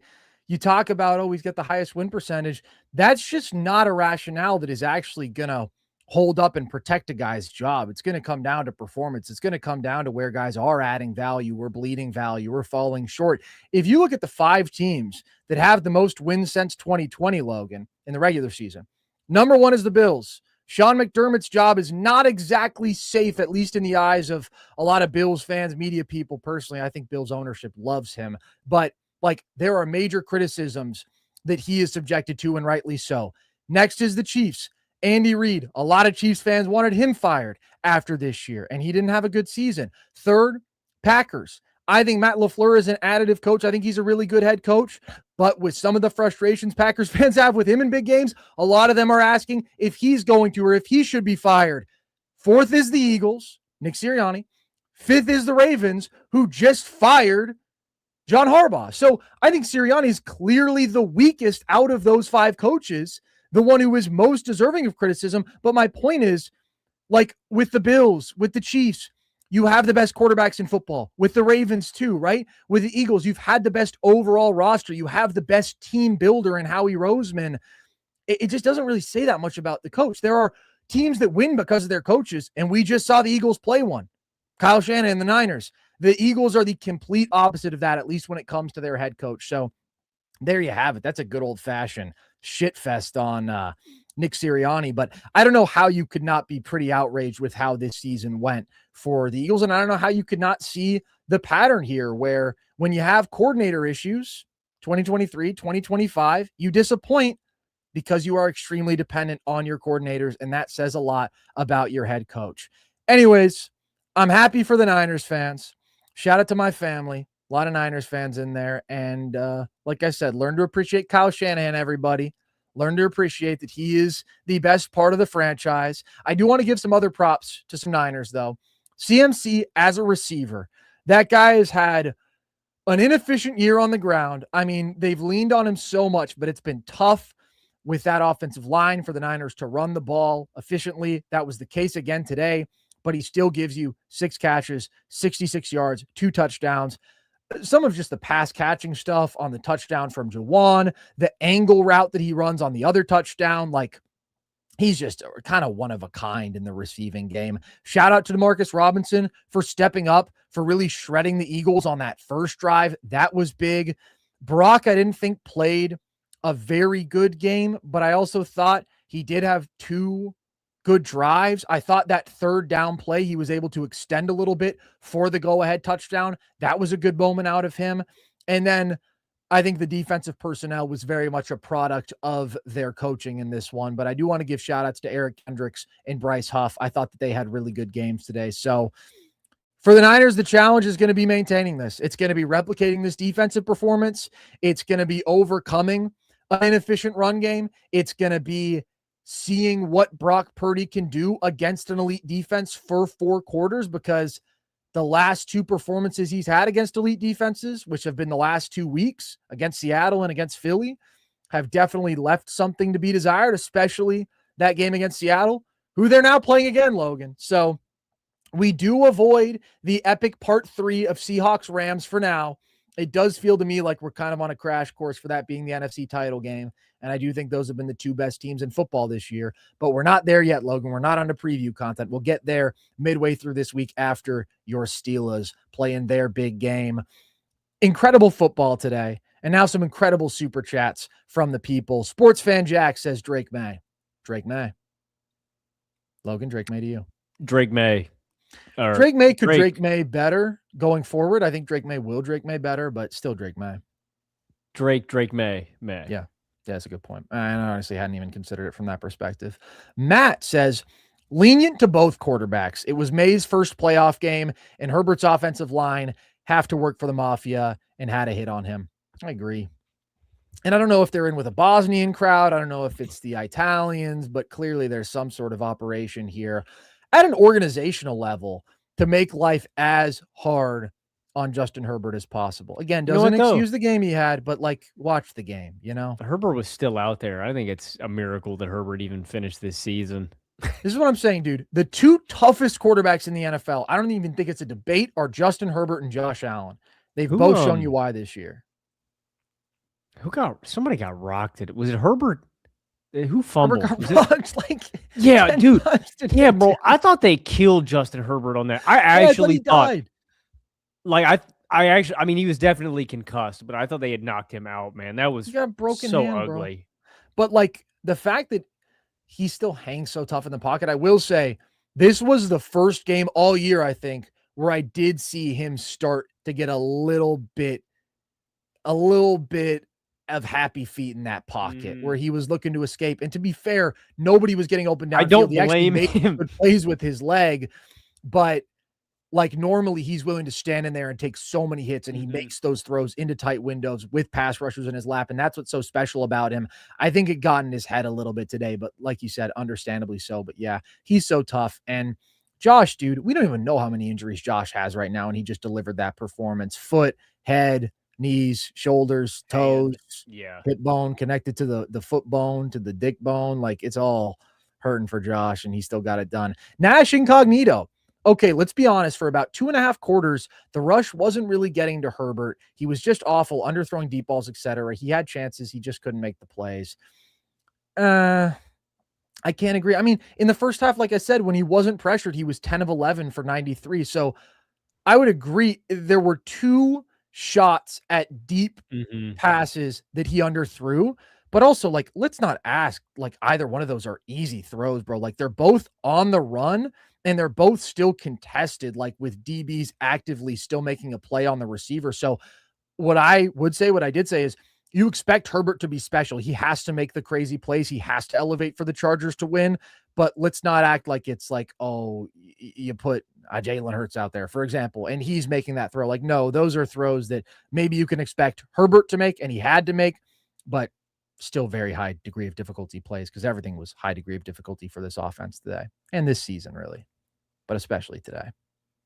Yeah, I agree. I don't ever really think there was it's not his fault, guys. It's not Herbert's fault. I can't say it enough. I want to see the pressure stats from today. This is a tweet that I saw. Coming into the night, Herbert was hit an NFL leading 129 times, 18 more than any QB, pressured 268 times, 39 more than any QB, 109 quick pressures. He was the only quarterback over 100. So as we talked about, this man was playing football on max difficulty mode, and today it got up to such ridiculous levels that I don't know how he didn't break the controller, so to speak. That shit was ridiculous. TJ Borning says, as a Pats fan, watching our receiver room looking good is so gratifying. That Booty catch where he came back and cut off the corner. Yeah, Booty's good, dude. Logan, you've always liked a little Booty in your life. I do like Kayshon Booty's a good player. He was impressive today. I wish Pop Douglas was a little bit better. He's a little inconsistent, but Booty's a really good receiver. I wish I want him to get one more guy, like another difference maker, because like obviously Diggs is really good, but that's the one spot I'd see if you could find somebody young that you could pair with Maye for the future, because I think there's still a little bit of a need for New England.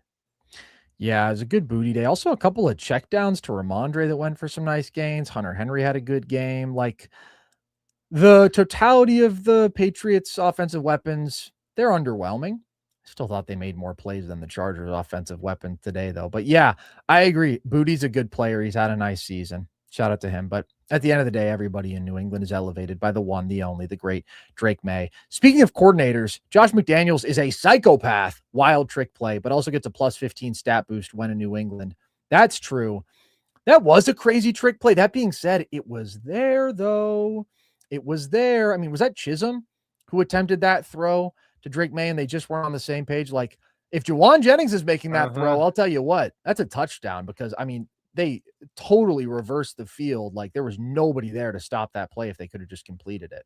But I agree. Third down, it's like, if the Bills took the ball out of Josh's hands to do some shit like that, I'd be like, don't do that. Don't do that ever again.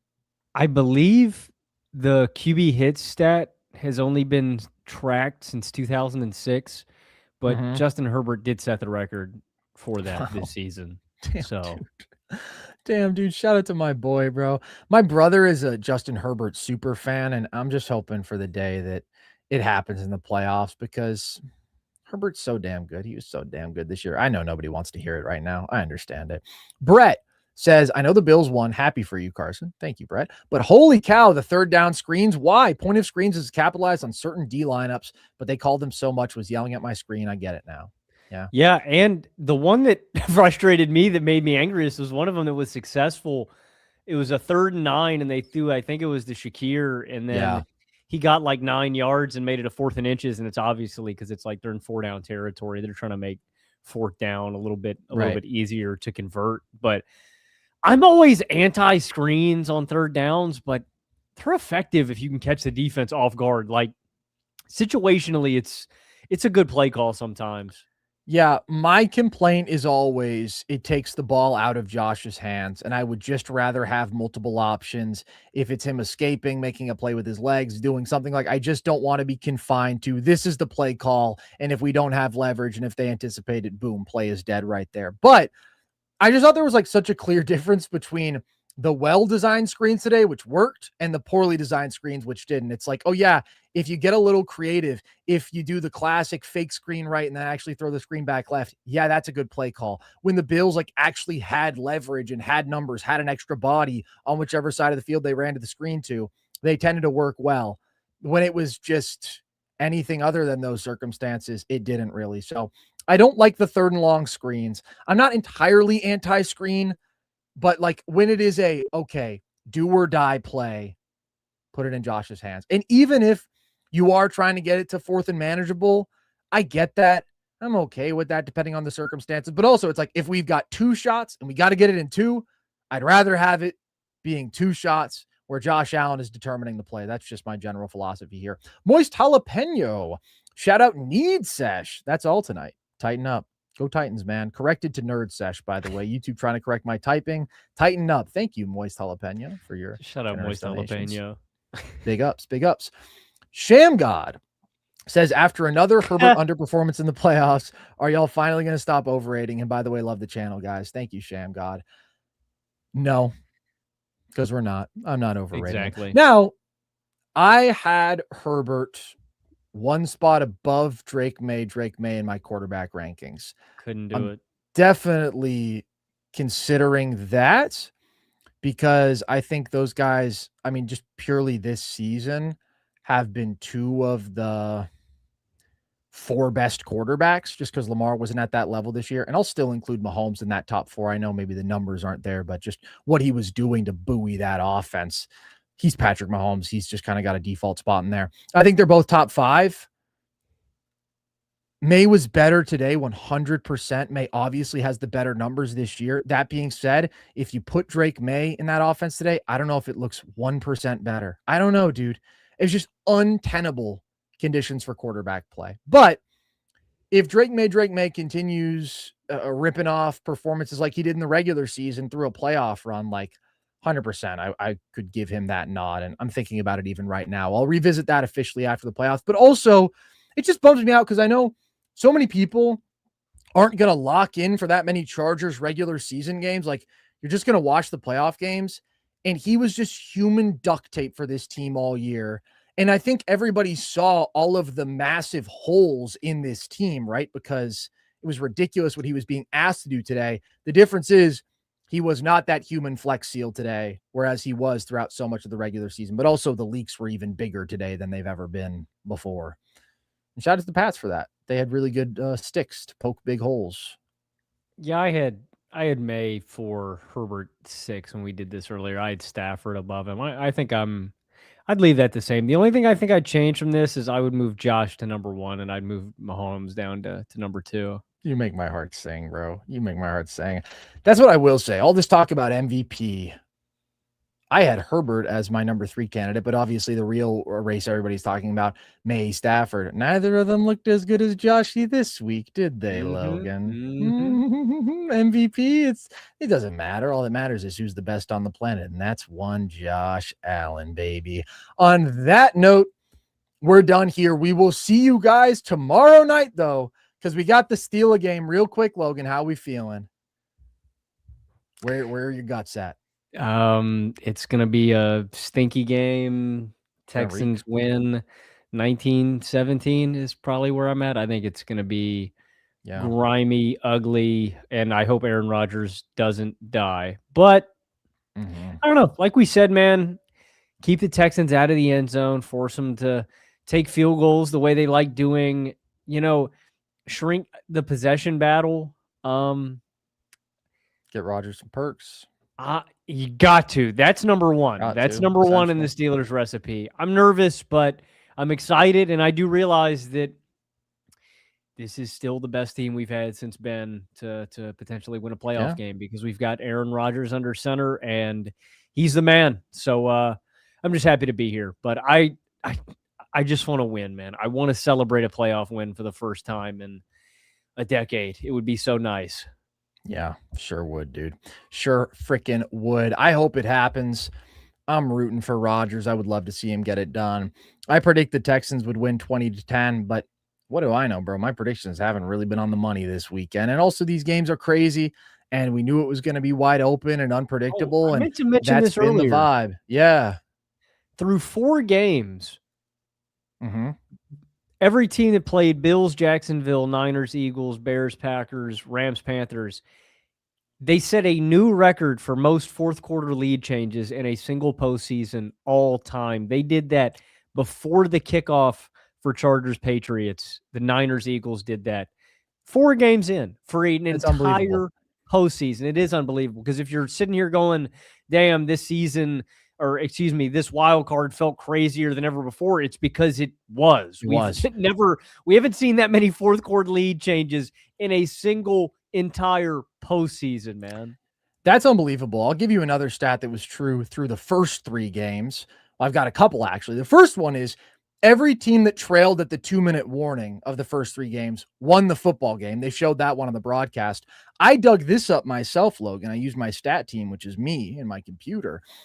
Total points per game by quarter over those first 3 playoff games. This is combined between the 2 teams. First quarter, 6.7. Fucking settle down, dude. It's not going to go viral. Don't do it. Second quarter, 17.3. Third quarter, 5 flat. Fourth quarter, 29, dude. We saw 28 or more total points in all of the fourth quarters of the first 3 games. That's how you have all these crazy lead swings and comebacks, obviously. But like the offense from Rams and Panthers both went 2 touchdowns. Bills, Jags both went 2 touchdowns just in the fourth. And then the Bears obviously was much more one-sided, 25-6 in that fourth quarter. But it was crazy. Like playoff football is so awesome. Football is awesome in general for this reason. But just like the fact that for so much of these games, it feels like one team is feeling the other out and vice versa. And it feels like every possession is valuable, obviously, but like the urgency that you have in fourth quarters and how much like mayhem can just be unleashed and how much offenses dialing up aggression really can lead to points being piled on, especially when you've just got great quarterbacks out there. Like, I really would be interested in seeing some data, and I'm sure there is some great data out there, but like, particularly with great quarterbacks, how much their success rate goes up late in games, because there is that feeling of like, yeah, Matt Stafford's going to get them a touchdown here. Yeah, Josh Allen's going to get them a touchdown here. Like, it just happens so much in football games. It's not some imagined pattern. Like, that has to be actually reflected in the data. And I think it is. Like, I know that offenses are more effective scoring late in games, I think, especially when they're down. So crazy stuff. I said it was the best weekend of football that I'd ever watched. Now, that was before the 5th game wasn't so good. The only pushback I saw, and it was a fair bit, was referring to the 2021 divisional round, which that was soured by me, for me, a little bit for one particular reason, 13 seconds. But that was pretty great. You've got some really good games. I mean, what was the totality of that one? You've got obviously Mahomes melting down against the Bengals. That was kind of a crazy game. Oh, no. Sorry. That was the next round. This was when the Bengals beat the Titans. Niners beat the Packers. Rams beat the Bucks. That was a great game. Yeah, and then what am I talking about? The Chiefs beat the Bills, obviously. That was the 42-36 game. So that's pretty great. That was pretty great. But I don't know. I was so riveted by the first 4 games here. There was the stat that like deep into the fourth quarter, or at least at some point in the fourth quarter of the last game, it had been 1-score games for the entirety of the football that we saw today. Like, just peak drama. I'm not saying it was the best football ever played, but in terms of just how tight it was, how dramatic it was, I can't think of a better 4-game consecutive stretch than that, what we just saw. I think I tend to agree. Pretty peak, man. And like, I don't know, I didn't ever feel like one team, I mean, well, obviously you can see by the numbers, but like nobody ever pulled away. It was so close. I'm racking my brain right now. The only other, maybe, let me get my stats team on this real quick. Sure, get them on it. I'm gonna do some research. I'm All right, thinking do some maybe the research. 2010 wild card. I don't know. You remember that one year where it was that banger Packers Cardinals game to start off? That was elite. That was some elite stuff right there. That Sure. was no, the rest of those games from that weekend sucked. This takes the cake. This is the best NFL one and the most competitive and overarching. I just hope this is where we're moving forward in the NFL, like just parity, where Parity's everybody good, feels dude. so close. Like, I know we've said this for a while, but like this is the most open I've ever felt like the playoffs have been in a long, long time. I mean, obviously the Chiefs aren't in it, the Patriots aren't in it, and you know what I mean, the Brady Patriots, right? Like it's not like you don't have a clear-cut dynasty rolling in here this year, so that makes it have a different feel too. But I actually feel like all of these teams are so close, and I'm just excited, man. It's a good. I love the unknown, the feeling of I'm just along for the ride. So I don't know, man. I think this is gearing up to be an all-time classic of an NFL playoffs, man. I'm juiced. Parity is amazing for football. It just is. Like, you're gonna have those teams that have the elite quarterbacks, so they're in the mix consistently. Like, that's been obviously the Chiefs won their 3 Super Bowls and they made 5 of them. But like the Bills are a team that's always been in the playoffs, winning playoff games. But I really don't think you need that element of like the dynasty in the NFL. I don't know. I think it's more useful in the NBA. Stars are so pivotal in that league, and it's just more like a part of the fabric of the game. Dynasties are so central to NBA history. And in the NFL, they're really not in the same way. Obviously, you have them, but even NFL dynasties, like the Patriots go a decade without making a Super Bowl. You know, the Niners are spread out over 2 different quarterbacks. You have the Cowboys 3 and 4 years, but that was shorter lived. Like, they're all just different. What are you cracking up about over there? What's got you giggling so Dude, much? you got to see our final. Okay, I will. I'll get to the final super chat in a second. But all this to say, I think a wide open NFL postseason is really the best thing you can have. I think it's fun to see all these teams like all represent different strengths and weaknesses and different aspects of football philosophy. And like, there's no juggernaut out there. You know, I would say the Rams are the closest thing, but that Rams defense is flawed. There are the teams that have the elite quarterbacks, but more questions around them. There are the teams that have the elite defenses, but the questions at quarterback and with their offenses. And we're just seeing all these different pros and cons negotiated. So it is really going to be fun. Real quick, before I get to these last 2 super chats, who impressed you most this weekend? I'll give you my answer first, since I already thought of this question. Honestly, no glaze, the Bills. I thought that was just a great win. I thought that was probably the biggest game of the weekend, but I will shout out specifically the Patriots defense because that performance really blew me away. I will say the 49ers followed by the Panthers, even though they lost. Yeah, those were going to be my next 2 shouts. Those are 2 teams that overachieved my expectations for sure. But I guess I'm thinking more so with the Bills, Patriots, there's more that deep run potential, you know, where I'm really looking at, do they have what it takes to go all the way? And I think both those teams in their own ways, I wouldn't be ready pretty to good indicators. Count out San Francisco. I think, wow, even though like obviously there's only 4 teams remaining, I would have them above Chicago. I would say they would be my third team to but the problem is they're like, probably going to have to beat the Seahawks and Rams. The Seahawks are fresh. They have home field advantage. I am going to pick them to lose. And they just owned them. The Seahawks dominated them week 18. They did. But I think the Niners are so well coached. I'm becoming slowly just more and more coach-peeled, man. No, and you came out today and you said that, Logan, and it was nice to see you come out and be yourself for once. All right, we got 2 more super chats. TJ Borning is back. Glad to be here for a live top 0.3 listener on Spotify. Shout out to you, sir. Appreciate y'all for consistently great content. Now just hoping for Peyton Pritchard glaze for no reason. Peyton Pritchard, that's a tough white boy right there. He's the reason he made Blake Griffin quit playing one-on-one, bro. Is that true? I read that, yeah. I believe it. I mean, washed old Celtics Blake Griffin. He probably got his ass cooked out in space. Peyton probably hiked his shorts up and he picked him up. A little ball pressure, got up in his handle. Peyton Pritchard, the dog. Shout out to him. Brett is also back. Also, shout out to when Carson said an NBA game never made me cry, but Jokic just made me cry from my wiener, if you know what I mean. Oh, that's so true. Yeah, that's fucking right on the money, dude. Shout out to that. Y'all pod goats. Thank you, Brett. I'll tell you who brings me closer to tears than any athlete. One Joshua Patrick Allen. We will see him again next weekend. We will preview those games this week, and we will see your Pittsburgh Steelers tomorrow, Logan. And we hope to see all of you guys for the entirety of this journey. And of course, NBA references in the chat. We're doing midseason awards this week for the NBA. That will be pretty fun. So if you want all of our content, you know where to find it. You can listen to all the full episodes on our YouTube channel. You can watch them, see our ugly mugs, and you can find our video essay, film breakdown content there. You can listen to the full episodes across all audio platforms. You can try to catch up with TJ and be in that top 0.3% on Spotify.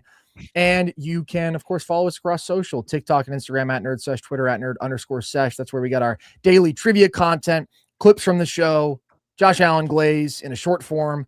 That's where we get our graphics and all of that good stuff. You can also join our Discord if you want to chat with the gang there, be part of our community. That is linked at the link tree across our social media bios. Wonderful weekend of football so far.